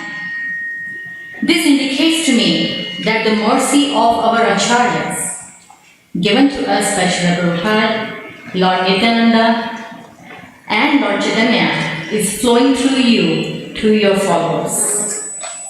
This joyful understanding inspires and enthuses me in my own humble service to His Divine Grace, Srila Prabhupada. Thank you, and may you live a long, healthy life.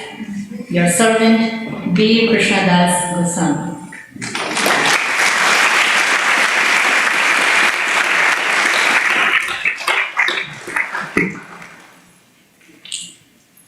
Dear Guru Maharaj, please accept my humble obeisances. All glories to Srila Prabhupada and your divine grace. Guru Maharaj, this year's yatra filled my heart with profound awe and reverence for the sacred river Ganges, originating from the divine lotus feet of Krishna. Gazing upon her majestic course from the skies, I marveled at her unwavering devotion flowing through her depths and breadths.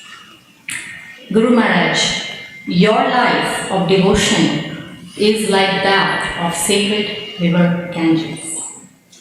Your boundless compassion and love originates from lotus feet of Krishna, bringing into this world a gush of sacredness and opportunities to purify everyone who comes in contact with you. Your life reminds me of Queen Kunti's prayers, Gange Vagam Udangati. Like the Ganges flow ceaselessly. Your devotion and service to Krishna remains unhindered. Many challenges have crossed your path, but the number of retreats, classes containing deep messages of bhakti has known no hindrance. Guru Maharaj, during Badrinath and Kedarnath visit, I witnessed you enduring harsh climate, strenuous hikes, rushed schedules, uncertainties, and all the hustle bustle with such focus and grace.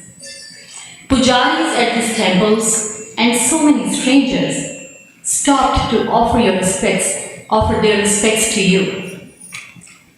Two young travelers, huffing and puffing, were amazed at your physical endurance and commented, paraphrasing, quotes, "If this is what ISKCON does to their people, I want to join them."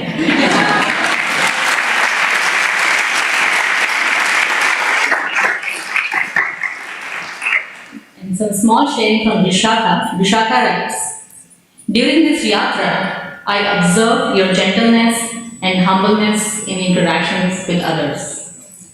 At Kedarnath, when my father served you lunch and you saw that I was not eating anything, you offered me your lunchbox of dhokla and pie. Thank you for your care and compassion." End of quotes. Guru Maharaj, during Festival of Holy Name, you mentioned that when we chant the holy name, it is all about Krishna, and there is nothing in it for us. Thank you for exemplifying this important principle. Your life is a complete offering of love and surrender to Srila Prabhupada, and with nothing in it for you. Following your footsteps on this auspicious occasion, I pray that I truly aspire to live my life with the inspiration that there is nothing in it for me except service to your divine Guru's feet. Your eternal servant, Tulya Devidasi.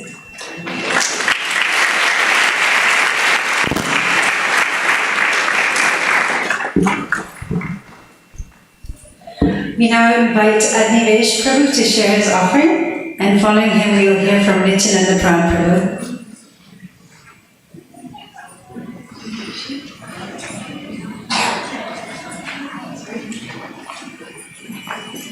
Hare Krishna. Hare Krishna. Okay, please accept my humble obeisances, Maharaj. All glory to Srila Prabhupada. Prabhupada ki jai.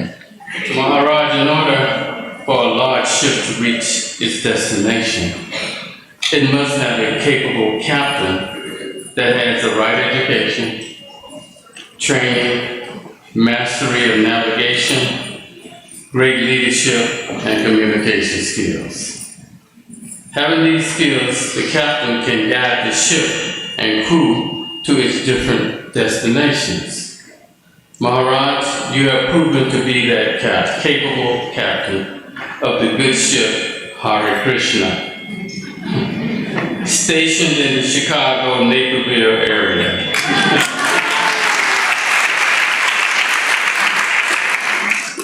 You have brought us a mighty long way. You have guided us through the storms and winds of change. It was comforting knowing that we indeed had the right captain to tell us the right things to do to reach our destination. I want to say thank you for your leadership that has kept the doors of the Chicago temple open and led to a beautiful new temple here in Naperville. I live in Chicago, and it's such a blessing to be able to take shelter of Kishore in the good times and especially in times of heartache and trouble. I want to say thank you for the compassion you have shown me. I still remember how gracious and concerned you were for me after the passing of my beloved Guru, Srila Bhakti Swami. I have known you for many years, and you have always been easy to approach and talk with. You have kept the good ship Hare Krishna on a steady course throughout the years. I listened to an R&B song when I was in college called Rock Steady. Uh-oh. And when I was a student, under your lead, under your stewardship, that's what we've been doing, rocking steady. Thank you, Hare Krishna.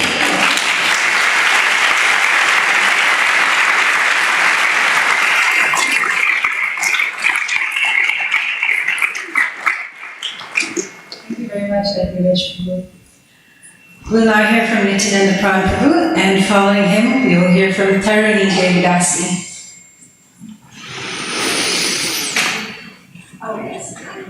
Nityananda Prabhu's offering is on page 44.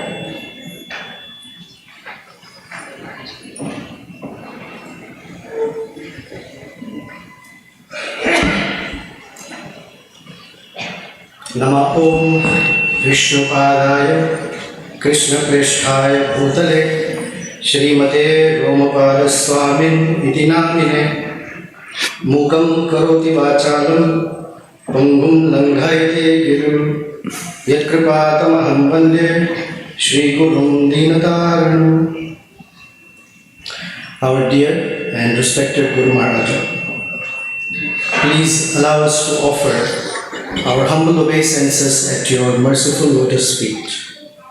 All glories to your divine grace, all glories to Srila Prabhupada. Sundara Setave Namaha. This phrase signifies our profound reverence for Sri Hanumanji, the beautiful bridge and medium between conditioned beings and the Supreme Personality of Godhead, Sri Rama. In essence, anyone who assumes the role of Sri Guru acts as a Sundara Setu, serving as our immediate link to Sri Kishore Kishori, their associates, their abode, and most importantly, to their holy name. Hanumanji earned Sita Devi's trust by revealing his realizations about Sri Rama's name, form, qualities, and pastimes. Over the years, you have generously shared hundreds of enlightening classes on these topics, enriched with your own realizations from countless hours of research. Since the onset of COVID restrictions in early 2020, you have delivered at least 2 lectures daily, amassing a staggering total of 3,650 classes.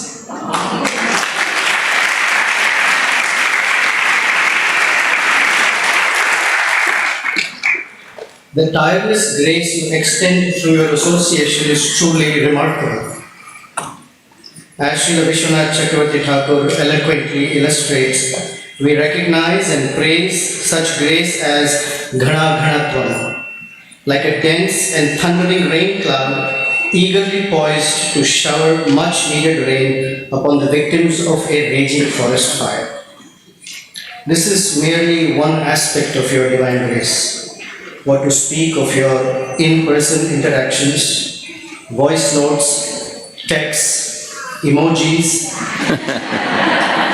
and thoughtfully devised services that engages. Each of these elements serves to quiet the tumultuous mind which is perpetually agitated by sorrow and fear. Sri Hanumanji conveyed to Sri Rama that his words of assurance were auspicious and welcoming to Sita Devi, who had been despairingly hopeless about her fate. His comforting words calmed her mind and instilled hope that Sri Rama would soon reclaim her. Similarly, your soothing voice and reassuring words offer solace to our aching hearts, igniting hope against hope that we are indeed on the right path toward uniting with that Supreme Person, the Lord of our hearts. Furthermore, Hanumanji relayed Sita Devi's urgent appeal for expediency from Sri Rama. He spoke on her behalf, extolling her chastity amidst the relentless harassment of demons. In the same spirit, you serve as our bridge, Setu, to convey our appeals, Every act of worship, be it puja, bhoga offering, prayers, japa, tapa, begins with an appeal to you, asking that you kindly rectify any shortcomings and recommend us to the Lord for the extension of His divine grace. Therefore, we offer our humble obeisances to you, the transparent medium between the Lord and us, His jivas. Sundara Setave Namaha. Your servants, Nityananda Prandas and Hemagi Devi Das.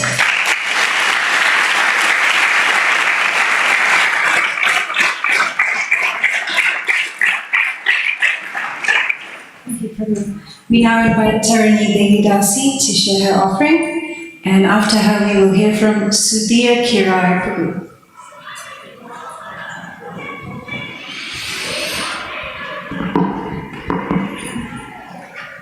Hare Krishna Maharaj. Jimmy and I are very happy to be here. You were happy you're here too? I have so many fond memories of you coming in for so many years to help the devotees in Minnesota. And we appreciate all the mercy you've extended to us. Hare Krishna Maharaj. Please accept my humble obeisances. All glories to Srila Prabhupada. Greetings and celebration of your Parents' Day. All glories to you. Your steadiness amazes me and sets an example for me to follow. Somehow, through mercy, you convinced me to try to practice this ancient process. It has only improved my situation in this world as well as in the next. You accepted the little bit of service I could offer. You accepted me. All glories to you, Prabhu Maharaj. You continue to inspire me, and you have continued on through so many ups and downs in Krishna society. You show me how to accept Krishna's will as the best solution. You have remained loyal to Srila Prabhupada. You inspire many. Thank you so much for all of your service. The mountain high, the cliff steep. I hang by a tether, looking to sky, looking to others. Where is a ledge to rest, to land? Oh, teacher, drop a line. Slowly show me how to climb, to stand. Solid, shining a spark to follow in dark times and on lost paths. I watch amazed. I wish I could talk to you again with ease. I realize I had no idea of who you were. I still have much to realize. You shine for those who can see.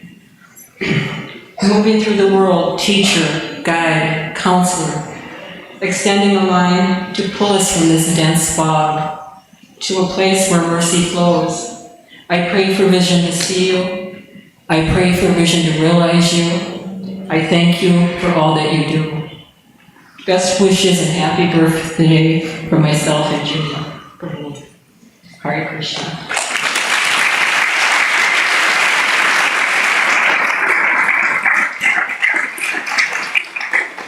We now invite Sudhir Kirar Prabhu to share his offering, and following him we'll hear from Yashoda Nandan Prabhu.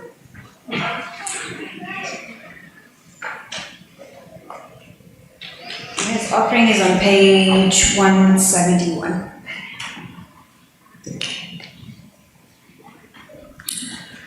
Hare Krishna Guru Maharaj. Please accept my humble obeisances on your merciful lotus feet. All glories to Srila Prabhupada. Guru Maharaj, you are a pure devotee of Lord Shri Krishna. It's always a blessing to see you in person and hear your lectures attentively. By hearing your lectures, I realize the importance and the amount of effort you put to shed some knowledge to a fallen soul like me. Through Vaishnava bhajans and chanting, I have seen a drastic change in my life. Vadinya Mataji entered my life like a mother and has helped me grow in Krishna consciousness. As a matter of fact, she is the one who guided me from the beginning in Chicago. In Chicago, I had opportunities to engage in your services through devotees which I am currently using in Ohio. Guru Maharaj, I am striving to do offenseless and attentive chanting. Please give me blessings so that I can serve you and Srila Prabhupada eternally. Wishing you good health and a smooth preaching journey, Guru Maharaj. Thank you.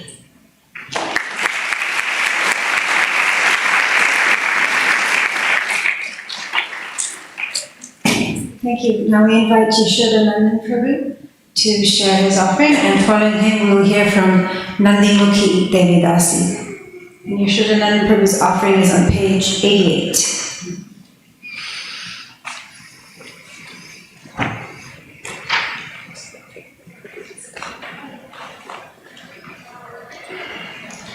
Dearest Guru Maharaj, please accept our humble obeisances. All glories to your divine grace.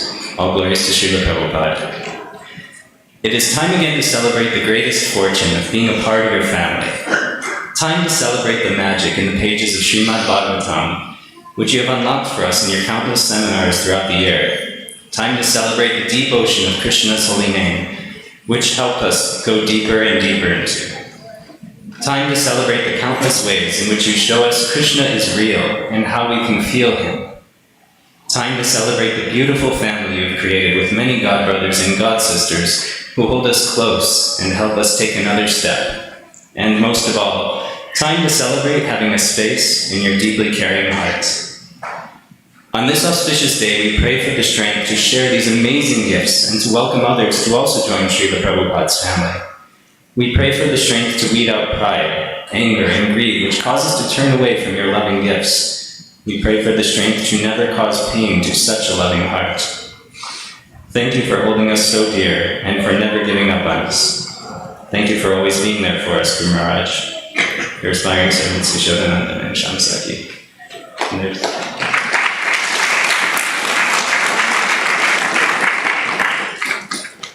And the kids had a small offering too, which I still can read. So Vrajalila was writing, Dear Guru Maharaj, thank you for teaching us about Krishna. I love to color in your classes. I love hearing the stories of Krishna and his devotees, especially the gopis and gopas. Hare Krishna. And then Gopal writes, Really? Let's hear. I like the Mahaprasadam you give out at the end of class. Gopal writes, Dear Guru Maharaj, thank you for all your classes and events about Krishna. I really love the sweets you give me.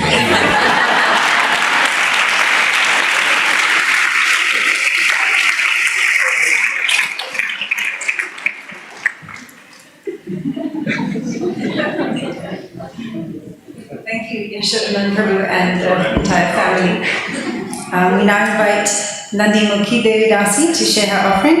Following her, we'll hear from Rasika Manjari Devidasi, and her offering is on page 68.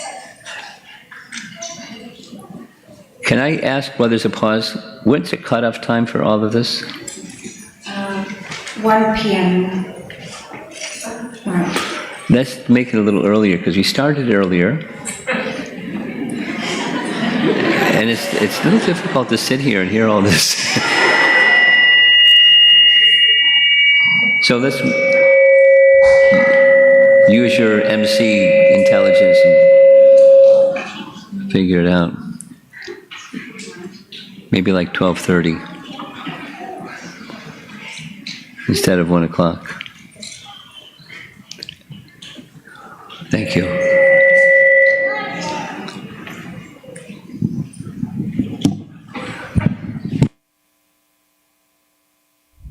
Hare Krishna. Uma Mataji, this probably is going to be longer than the upper limit, 3 minutes. Okay. Dear Guru Maharaj, my most benevolent spiritual master and eternal Father, I beg to offer my most humble and submissive obeisances unto you. All glories to you and Srila Prabhupada. Om Ajnana Timirantasya Jnananjana Shalakaya Chakshur Umilitam Yena Tasmai Shri Gurave Namah. Happy am I upon thinking about the opportunity to come before you, see you, hear from you, express myself to you, and serve you. Grateful am I to the assembled devotees who remain dedicated to your service for years, who always bring smiles to your face, whose thoughts, words, and deeds clear up my cloudy mind and take me close to you and Krishna. Dear Master and Father, what is the most pleasing way for me to serve you? In what manner can I best prepare myself for the decade of tears that witnessed and will continue to witness the departure of stalwart mainstays of Srila Prabhupada's mission? In 1914, just a few weeks before passing away, Srila Bhakti Vinoda Thakura had expressed his manobhishtam to Sri Siddhanta Saraswati, instructing him to establish Deva Varnashrama, preach Shuddha Bhakti, develop Sri Dhamma Mayapur, and publish Vaishnava writings. Try to begin the parikrama of Sri Dham Navadvipa as soon as possible. Thereby, everyone in the universe can receive Krishna Bhakti. Diligently endeavor to ensure that service to Sri Mayapur becomes permanently established and more resplendent each day. Genuine service to Sri Mayapur is not nirjana bhajana, but to establish a printing press and to propagate devotional books and nama hatha. Do not for your own sake undertake nirjana bhajana and thus impede preaching and service to Sri Mayapur. When I am no longer present, take care to serve your dear Sri Mayapur Dham. That is my special instruction to you. People who are like animals can never attain devotion, never accept their advice. But do not let them know this, either directly or indirectly. I had a special desire to propagate the importance of such books as Srimad Bhagavatam, Shad Sadambha, Sandarbha, and Vedanta Darshana. Now, you must assume that responsibility. Sri Mayapur will prosper if you inaugurate an educational institution there. Never try to amass knowledge or money for your own sense gratification. They should be acquired only for Krishna service. Never take bad association, either for money or any personal interest. Sri Bhakti Siddhanta Vaibhava, Volume 1, Part 1, 3. Expand and serve Sri Mayapur Dham diligently and genuinely. Never try to accumulate knowledge or wealth out of egoistic impulses, and never take bad association. This appeal of Sri Bhakti Vinoda Thakura to Sri Bhakti Siddhanta Saraswati is so fervent that, more than a century apart, it reads as if Thakura is directly addressing the audience. Yes, acharyas never stop guiding and empowering us, even if they're no longer visible to the mundane eyes. Both within our tradition and in the broader world, abundant life stories can be found from which we can learn and take inspiration. There are second or third generation personalities who, after the departure of a phenomenal founder, preserved and extended the original mission. There are responsible, visionary, forward thinkers who remain resolute and strong amidst turmoil and challenges. Material manifestation progresses in cycle, and history repeats itself in many ways, claiming boldly that any psychological status we can encounter has been and will continue to be experienced, contemplated, and shared by past and future generations. It, however, takes lifetimes of repetition to intensify and refine our feelings, as well as expand and mature our vision. Education is life itself. The Bhagavata and the Bhagavan are ready to impart guidance to any inquiring student. As Lord Sri Krishna never hesitates to descend to this world whenever and wherever there is a need for uplifting humanity, you have been liberally extending yourself to me. Although you can easily powder my intelligence, you allow me to read through your manuscripts and ask for my remarks. Although you are more than capable of handling presentations and questions, you call upon me for assistance. Unfailingly, you give me the assurance that I am heard and valued, no matter what you are going through. Graciously, you protect and nurture the Bhakti Lata Bija in my heart, not minding how insignificant and dormant it is. I am now convinced that I will never be deprived of your caring attention, whether or not I am in the vicinity of your physical presence. I do not find any qualification in me that can attract the mercy of the Bhagavata or Bhagavan. They, on the other hand, being unlimitedly kind to the fallen souls, seeing my lonely attempts to understand the reality that only result in frustrations and confusions, reveal the supreme absolute truth to me and lead me on the path to reach the life's ultimate shelter. On this path, behind any infinitesimal amount of progress I can make is an immense amount of time, energy, blessings, and prayers from you and devotees. How could I possibly repay you, my dear Master and Father? And how could I possibly understand your magnanimous and magnificent heart, which is personally looked after by Srila Prabhupada, your dear and most respected spiritual master and eternal Father, and thus serve you as you desire. Long, long is the road, and far, far is the journey.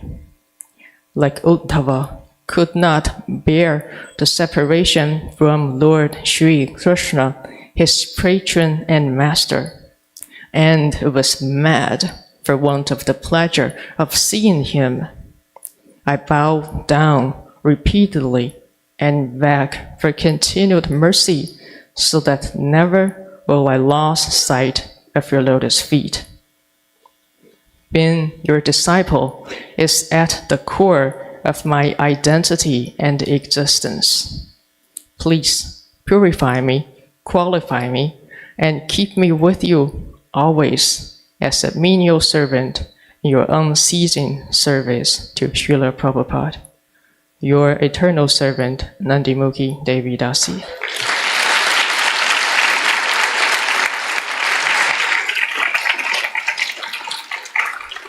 Thank you, Nandimukhi.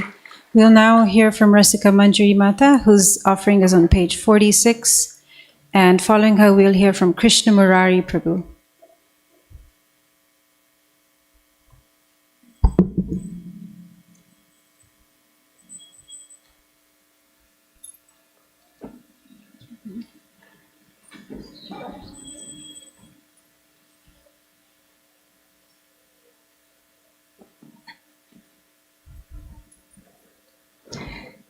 Dear Guru Maharaj, please accept my humble obeisances. All glories to Srila Prabhupada. We wish to express our gratitude to you for the innumerable classes you have provided us with. This is our wealth, along with Srila Prabhupada's books. What you speak is what we see in you, is what we read in Srila Prabhupada's books. This is why you are the Bhagavata, taking us further on this journey of loving service to Krishna. We have the practical experience in our lives that the devotee Bhagavata is as good as the book Bhagavata. Thank you for being in our life, and thank you for accepting us into your family. Alongside studying the Bhagavatam, regular hearing of your classes, taking association that we feel benefited from, observing how you lead your life, make your choices, and reflection on our past experiences of many exchanges with you, make us inch our way to destroying all that is troublesome in our hearts. On this day, we take the opportunity to beg for your blessings, that we may be able to someday reach a place where we can serve you and our illustrious spiritual lineage with no other motivation but simply your pleasure. Your servants Koloka Das and Rasika Manjari Devi Dasi.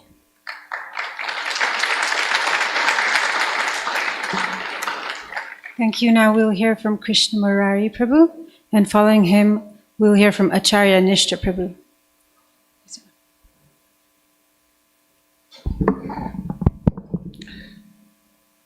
Dear Guru Maharaj, please accept my humble obeisances. Keshit kevalya bhaktya vasudev parayanam agam dunvanti krishnena niyareva bhaskara. Guru Maharaj, this is the first verse I heard from your lotus lips 20 years back indirectly. And when you were at Kedarnath, the mystic Himalayas, there was a total fog. It was not sure that we will come down to the hotel. There was no possibility of returning back to the base.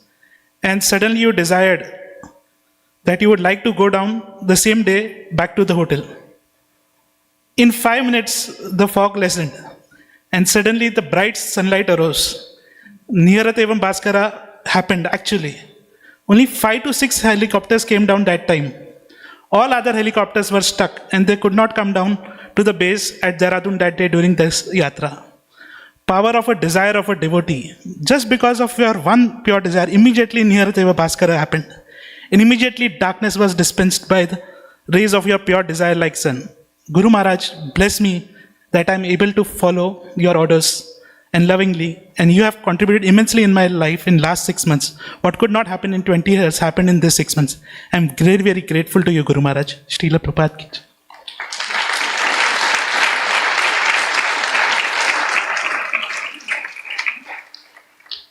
Thank you. We'll now hear from Acharya Nishta Prabhu, and following him, we'll hear from Vrinda Girdhar.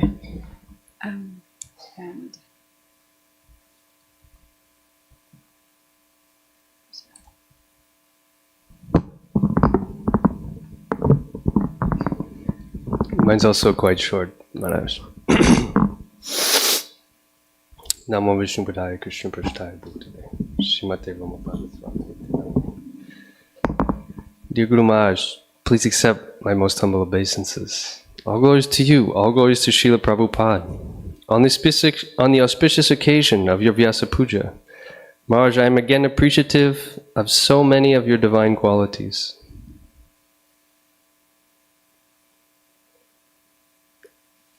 The offering is very short, so I also was feeling inclined to just mention how many ways that you inspire us, Maharaj, and how deep and fixed you are as an emblem in our whole society. And as it was mentioned, your disciples carry these same qualities as the spiritual master. So I know all around the world how much your disciples are respected for their knowledge, their attitude, and this is all coming from you. This year I would like to offer my gratitude for your deep preaching spirit, which I have also tried to imbibe. Distributing books and preaching remain among my greatest sources of spiritual strength, and I thank you for living this reality and sharing it with all those you guide.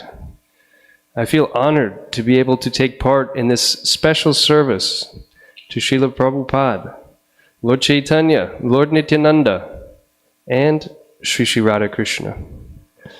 And Srila Prabhupada, from a room conversation on August 22nd, 1976 in Hyderabad, said, "You are distributing this knowledge, so you become immediately recognized, very dear servant, very confidential servant of Krishna."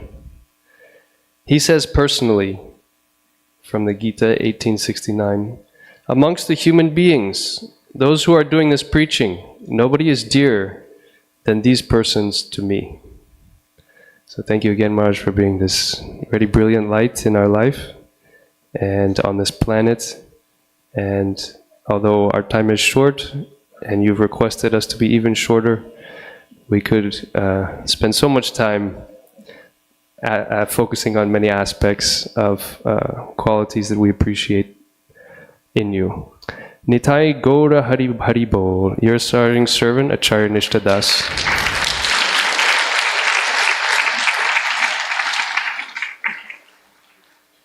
Thank you, Acharya Nishta Prabhu. Now we'll hear from Vrinda, and following Vrinda, we'll hear an offering read by Uruguay Prabhu for Giri Govardhan Mata. Okay. Dear Maharaj, please accept my humble obeisances. All glories to Srila Prabhupada. Over the years, I've had the fortune of having several interactions with you, each one feeling so fulfilling in itself.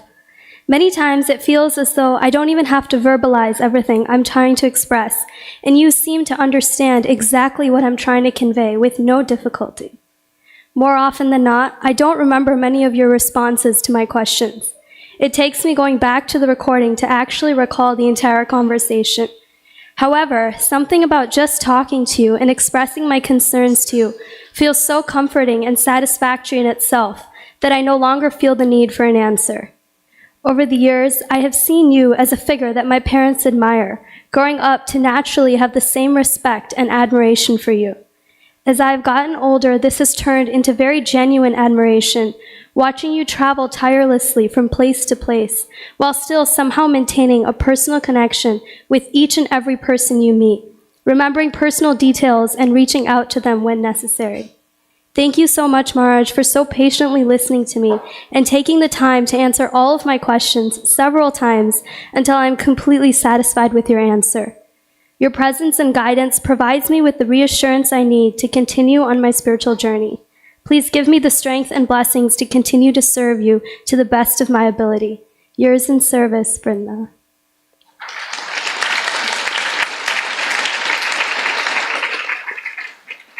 Thank you, Vrinda. Now we'll hear from Uruguay Prabhu, who will share an offering from Giri Govardhan Devidasi.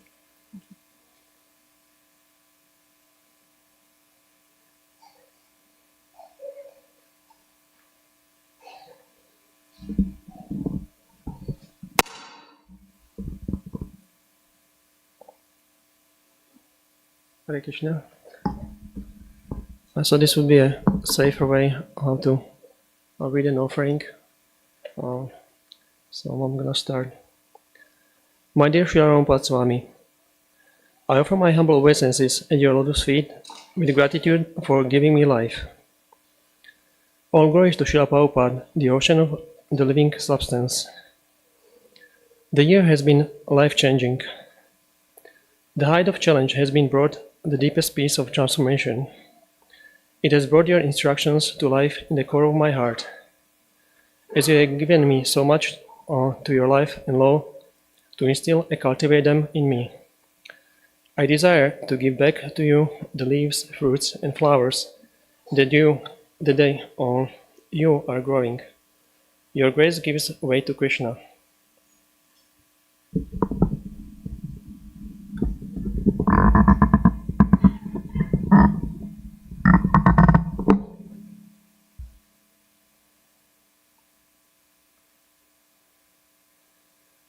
In the wee hours of the morning, the limbs of my body lagged, my heart raced, and the jaw jumped uncontrollably, threatening to dislocate a third time. As I struggled to breathe and swallow through the 30-minute ride to the hospital, Fear of what awaited stared me in the face with even greater fear, the greatest fear of forgetting Krishna at the most important moment. I turned my attention inward, seeking him and his shelter in my heart. Through consciously looking toward him, his name and form, my inner vision was blurry and my whole experience shaky. Unable to find or feel Krishna as strongly as I searched, another wave of fear surged and overwhelmed me. Until I turned my attention to you. Then everything became calm and clear. I have prepared you for this your whole life, I heard you say in my heart. You know what to do. Confidence then came quickly in my core. Firmly convinced it was true, you have carefully trained and prepared me. Remember Krishna, take shelter of the eternal. Through you, I became able to see, hear, feel, take shelter and remember him the way I sought. Inner strength and tranquility took over.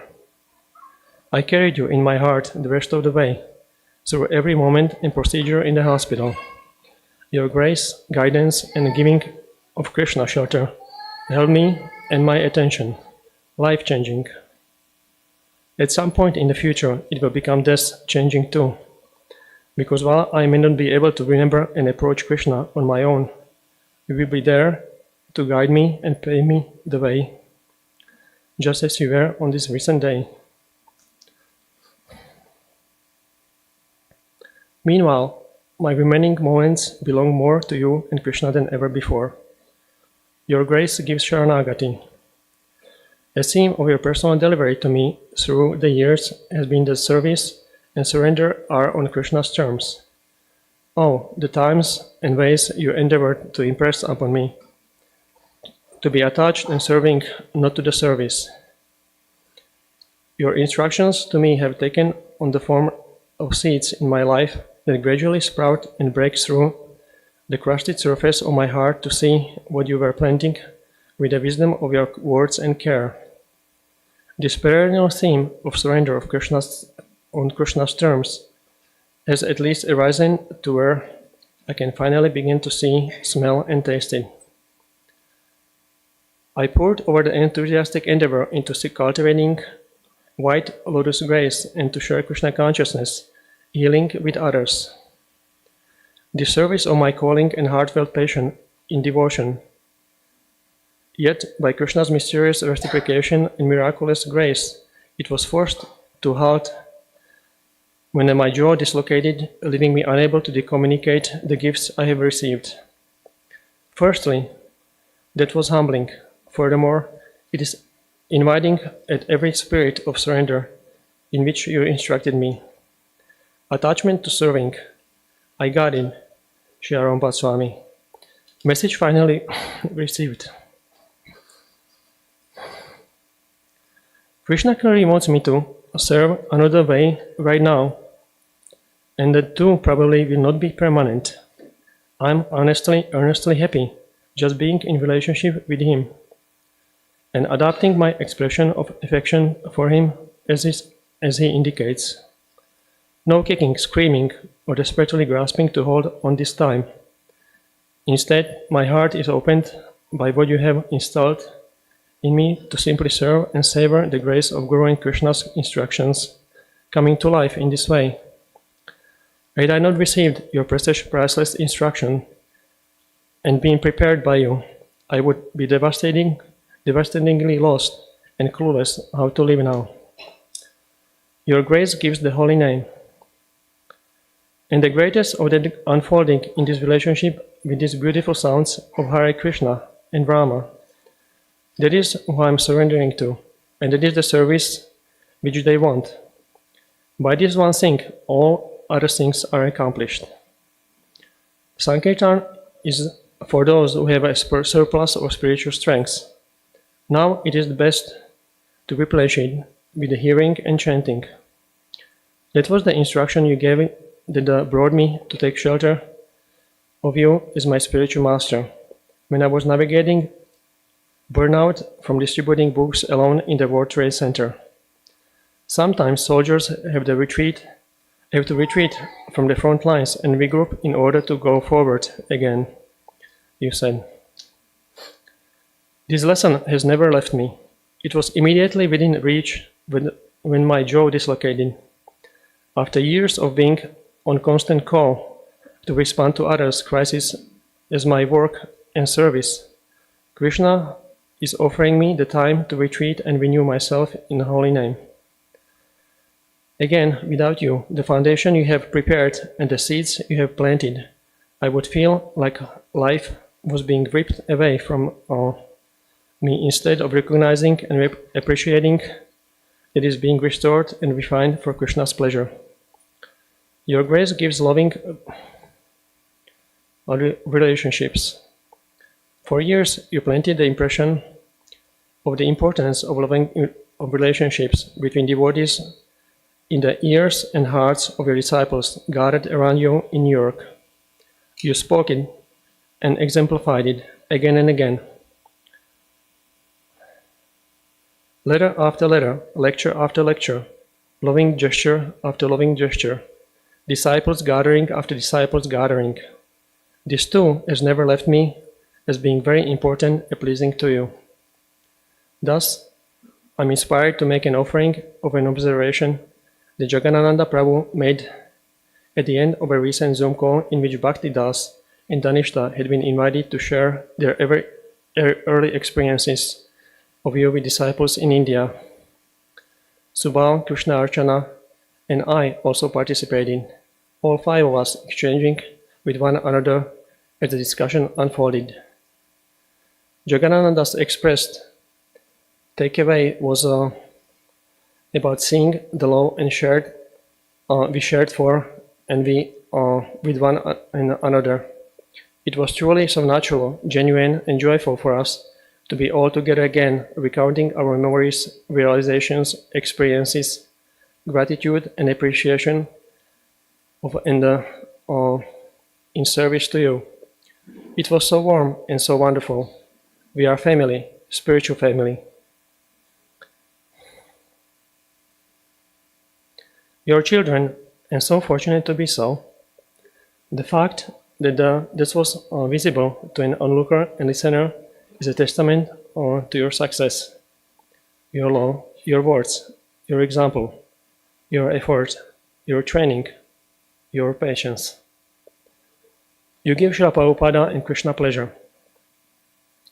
So, while a Vyasa Puja offering is to be a glorification of the Guru, the beloved representative of Srila Vyasadeva that you are, and what I have expressed may sound subjective or self-centric. It is not about me, it is about you. The labor of your love and the purity of your force touches and changes lives. Your endeavor never goes in vain. The hours you pour into preparing a presentation and the gallons of love with which you water a single seed is one fortunate soul's heart. What to speak of hundreds of thousands of such seeds, hearts, and souls? Lands as the greatest grace upon us to give us new life, real life, eternal spiritual life. Please see what you are planting and growing and be pleased. It is your glory and your grace, and I'm endlessly, deeply, wholeheartedly grateful and indebted. Your aspiring servant and loving spiritual daughter, Giri Govardhan-dasi.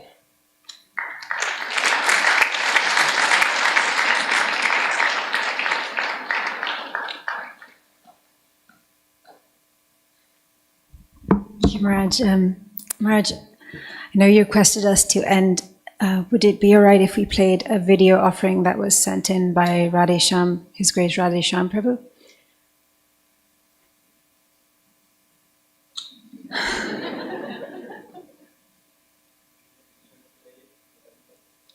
Certainly, Maharaj. Yes, we'll do that. So we'll move on to our final part of this main ceremony today. We are going to offer Pushpanjali and have Arti and Kirtan for Prabhupada Maharaj. Following that, we will please stay seated for just a few more minutes. I have some announcements as well. So following Pushpanjali and Arti Kirtan for Maharaj, Maharaj will cut his cake and he will also distribute sweets. Now I have a few announcements. Certainly, it is extremely exciting. Whether you're a child or an adult, it's always very exciting when Maharaj cuts his birthday cake. And we're very excited, we crowd around and we're laughing and singing and dancing together, and that's really wonderful, that should be. But dear devotees, when Maharaj starts to hand out sweets, kindly make an organized, single file line to receive the sweets. Wow. I like it. And once you have received your sweet, you may exit the temple room and please use the left staircase to go down to honor the prasadam feast. And also, please remember to take your return gift from the table that is in the lobby downstairs. At 4 p.m. today, we will have Ishtagoshti here in the temple room. At the same time, there will be a youth session taking place with Maharaj. Where? On the 3rd floor loft.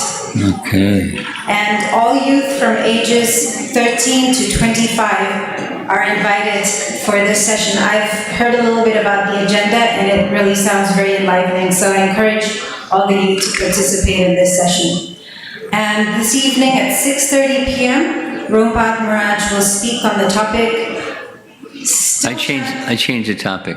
Maharaj will speak as he desires. And last but not least, I'd like to extend a very personal appreciation of the Naperville community of devotees. There's no doubt that they have extended themselves above and beyond during this weekend for our comfort. And certainly it takes many hearts and many hands to bring together a festival of this caliber. But please join me in appreciating a very dedicated disciple who is empowered by her spiritual master to lead such an effort. Nityapriya Devi Dasi.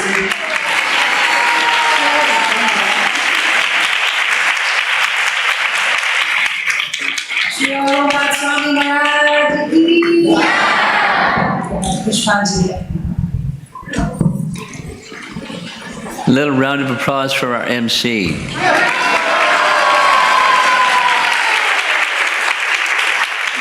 If you're well, you're on the list for next year. Very nicely done.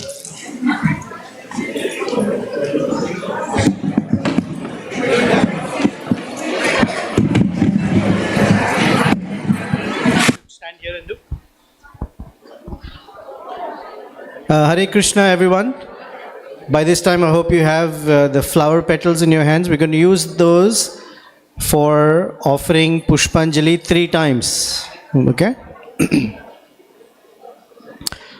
Om Ajnana Timirandhasya Jnananjana Shalakaya Chakshurun Militam Yena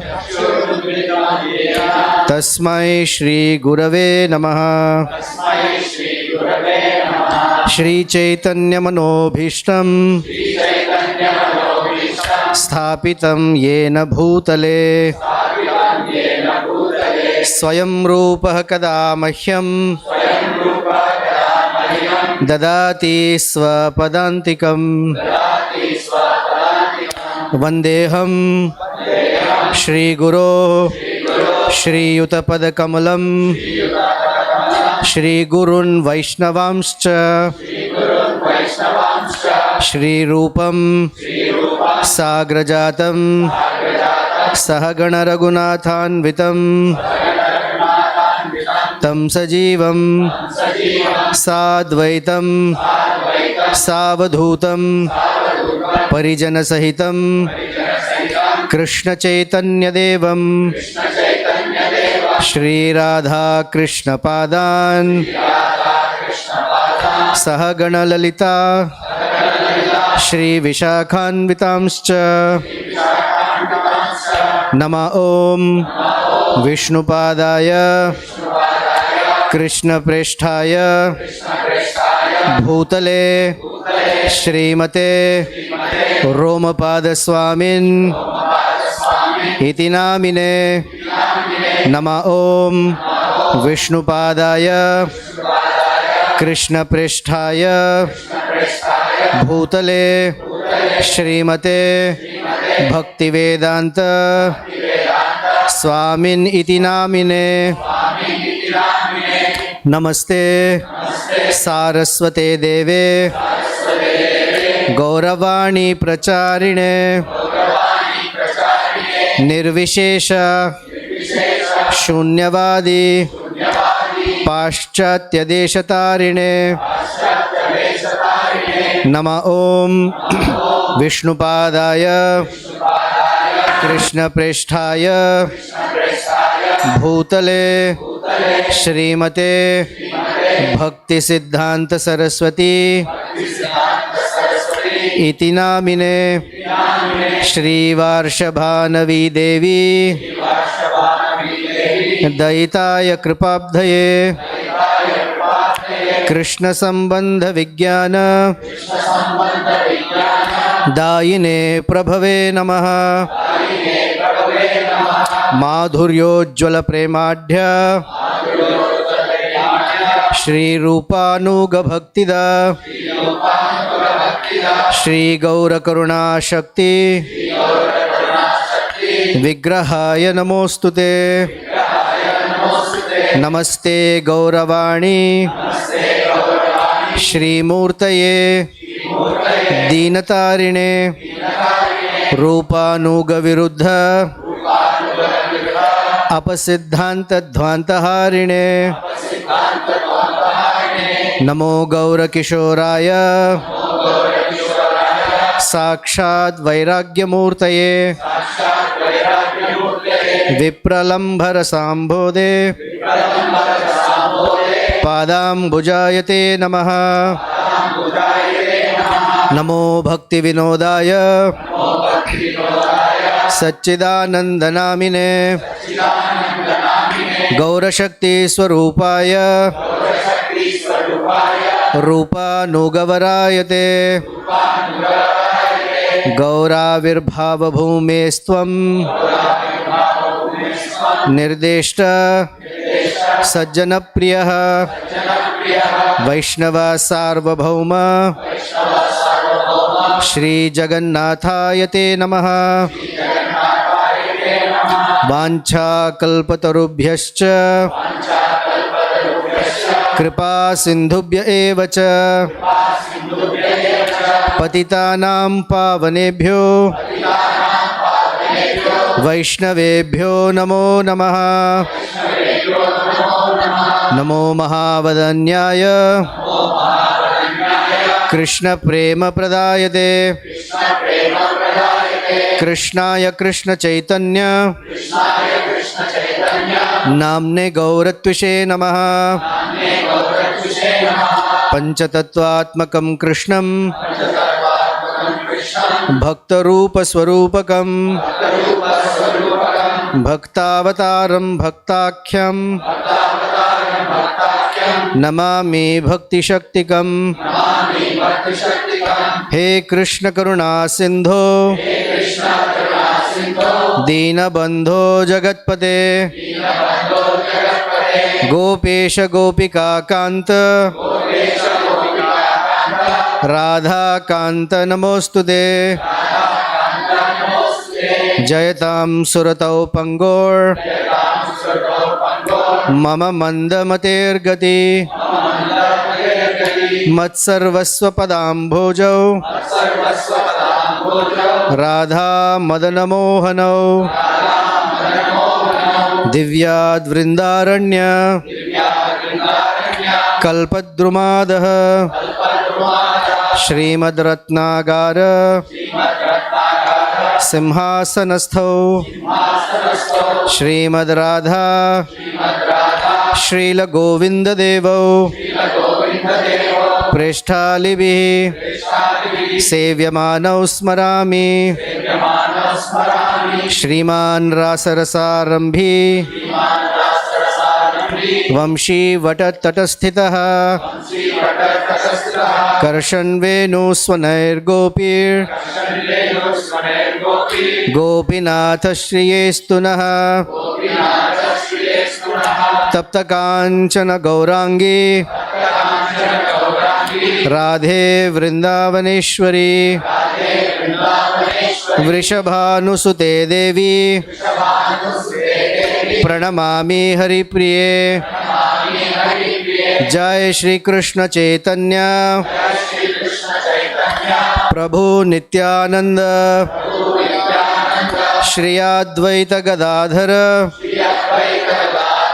श्रीवासादि गौर भक्त वृंद। हरे कृष्ण कृष्ण कृष्ण हरे हरे हरे राम राम राम हरे हरे। नमः ओम विष्णुपादाय कृष्णप्रेष्ठाय भूतले श्रीमते रोमपादस्वामिन् इति नामिने एष पुष्पांजलि। श्री रोमपद स्वामी महाराज की जय। नमः ओम विष्णुपादाय कृष्णप्रेष्ठाय भूतले श्रीमते रोमपादस्वामिन् इति नामिने एष पुष्पांजलि। श्री रोमपद स्वामी महाराज की जय। नमः ओम विष्णुपादाय कृष्णप्रेष्ठाय भूतले श्रीमते रोमपादस्वामिन् इति नामिने एष पुष्पांजलि। श्री रोमपद स्वामी महाराज की जय। जय जय गुरुदेव गुरुदेव गुरुदेव जय जय गुरुदेव।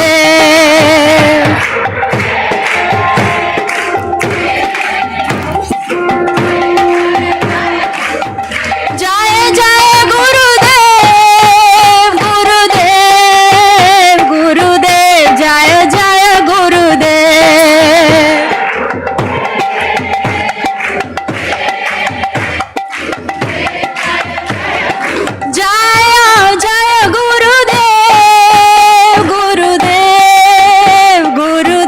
जय जय गुरुदेव।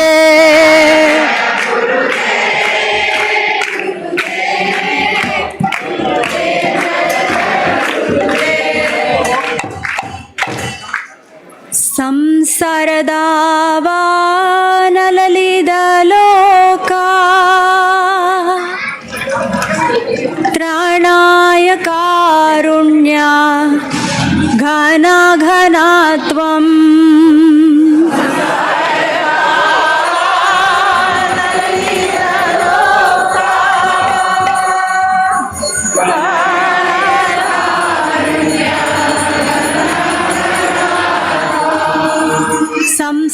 संसारदावा नललितलोका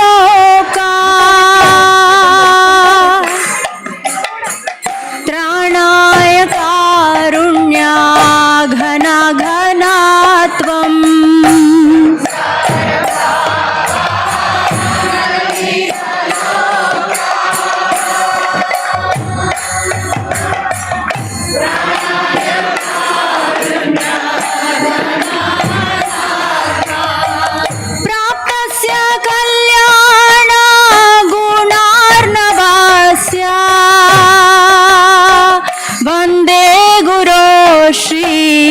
चरणारविन्दम्।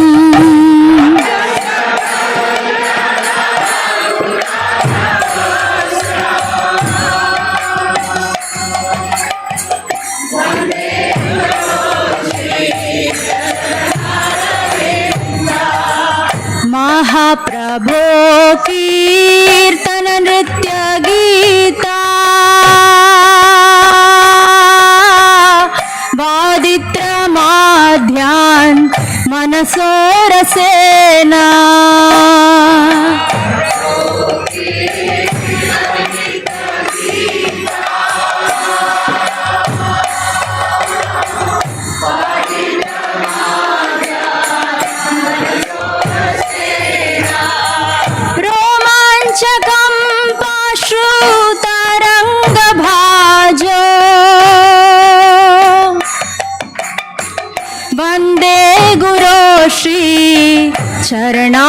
चरणारविन्दम्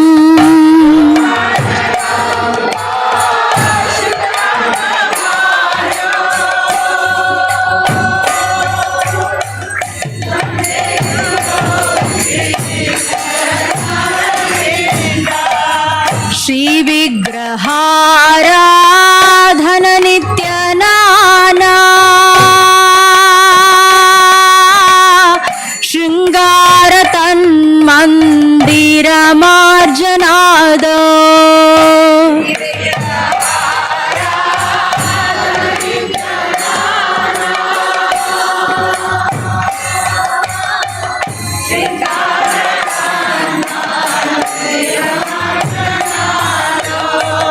युक्तस्य भक्तं शानियुञ्जतोऽपि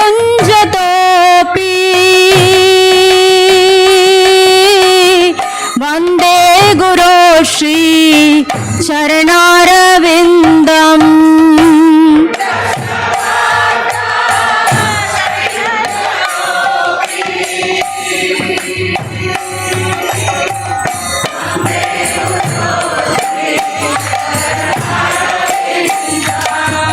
चतुर्विधा श्री भगवत् प्रसाद स्वाद्वन्न तृप्तान् हरिभक्त शङ्गान्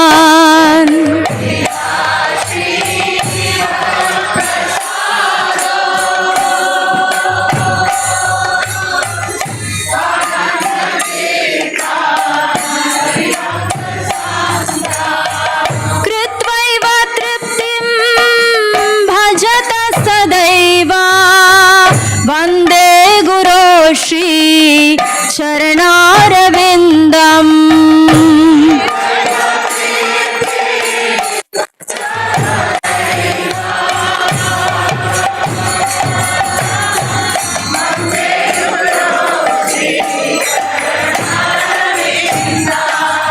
श्रीराधिका माधवयोरपारा माधुर्यलीला गुणरूपनाम्नाम्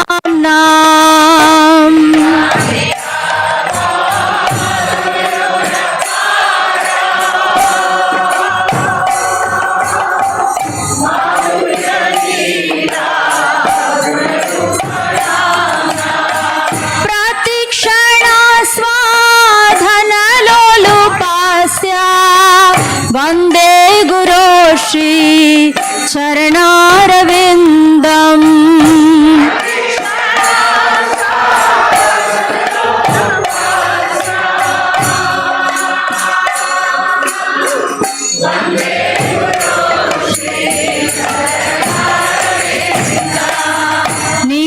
निकुञ्जयूनो रतिकेलि सिद्ध्यै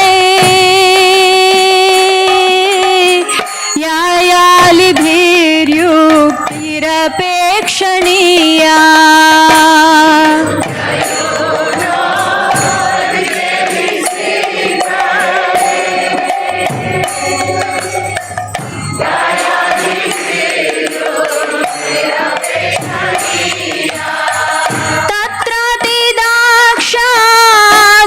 तत्रातिदाक्षादतिवल्लभास्या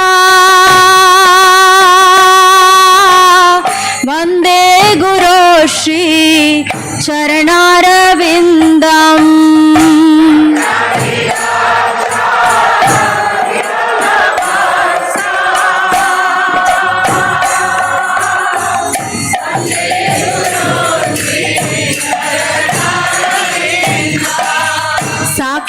साक्षाधरित्वेन समस्तशास्त्रे उक्तस्तथा भाव्यत एव साध्भिः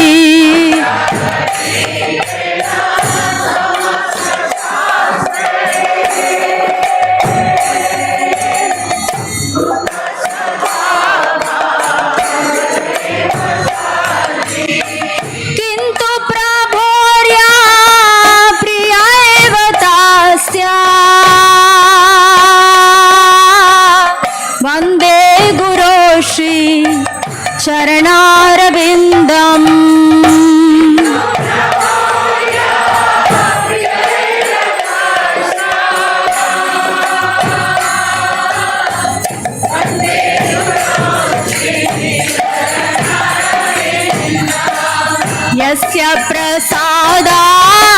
भगवत् प्रसादो यस्या प्रसादान् न गति कुतोऽपि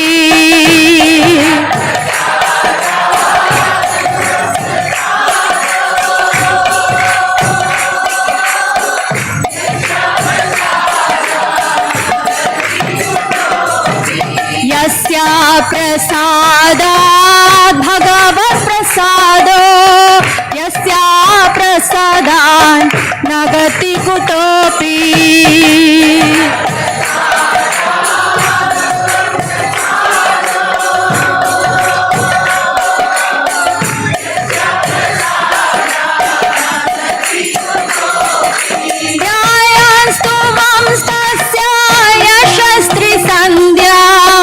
वन्दे गुरो श्री चरणारविन्दम्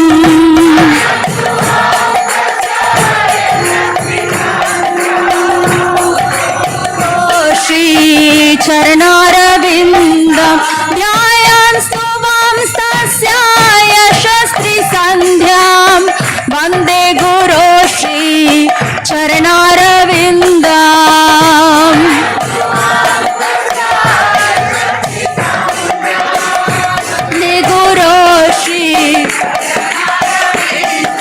ध्यायान् स्तुवां तस्य यशस्त्रि सन्ध्यां वन्दे गुरो श्री चरणारविन्दम्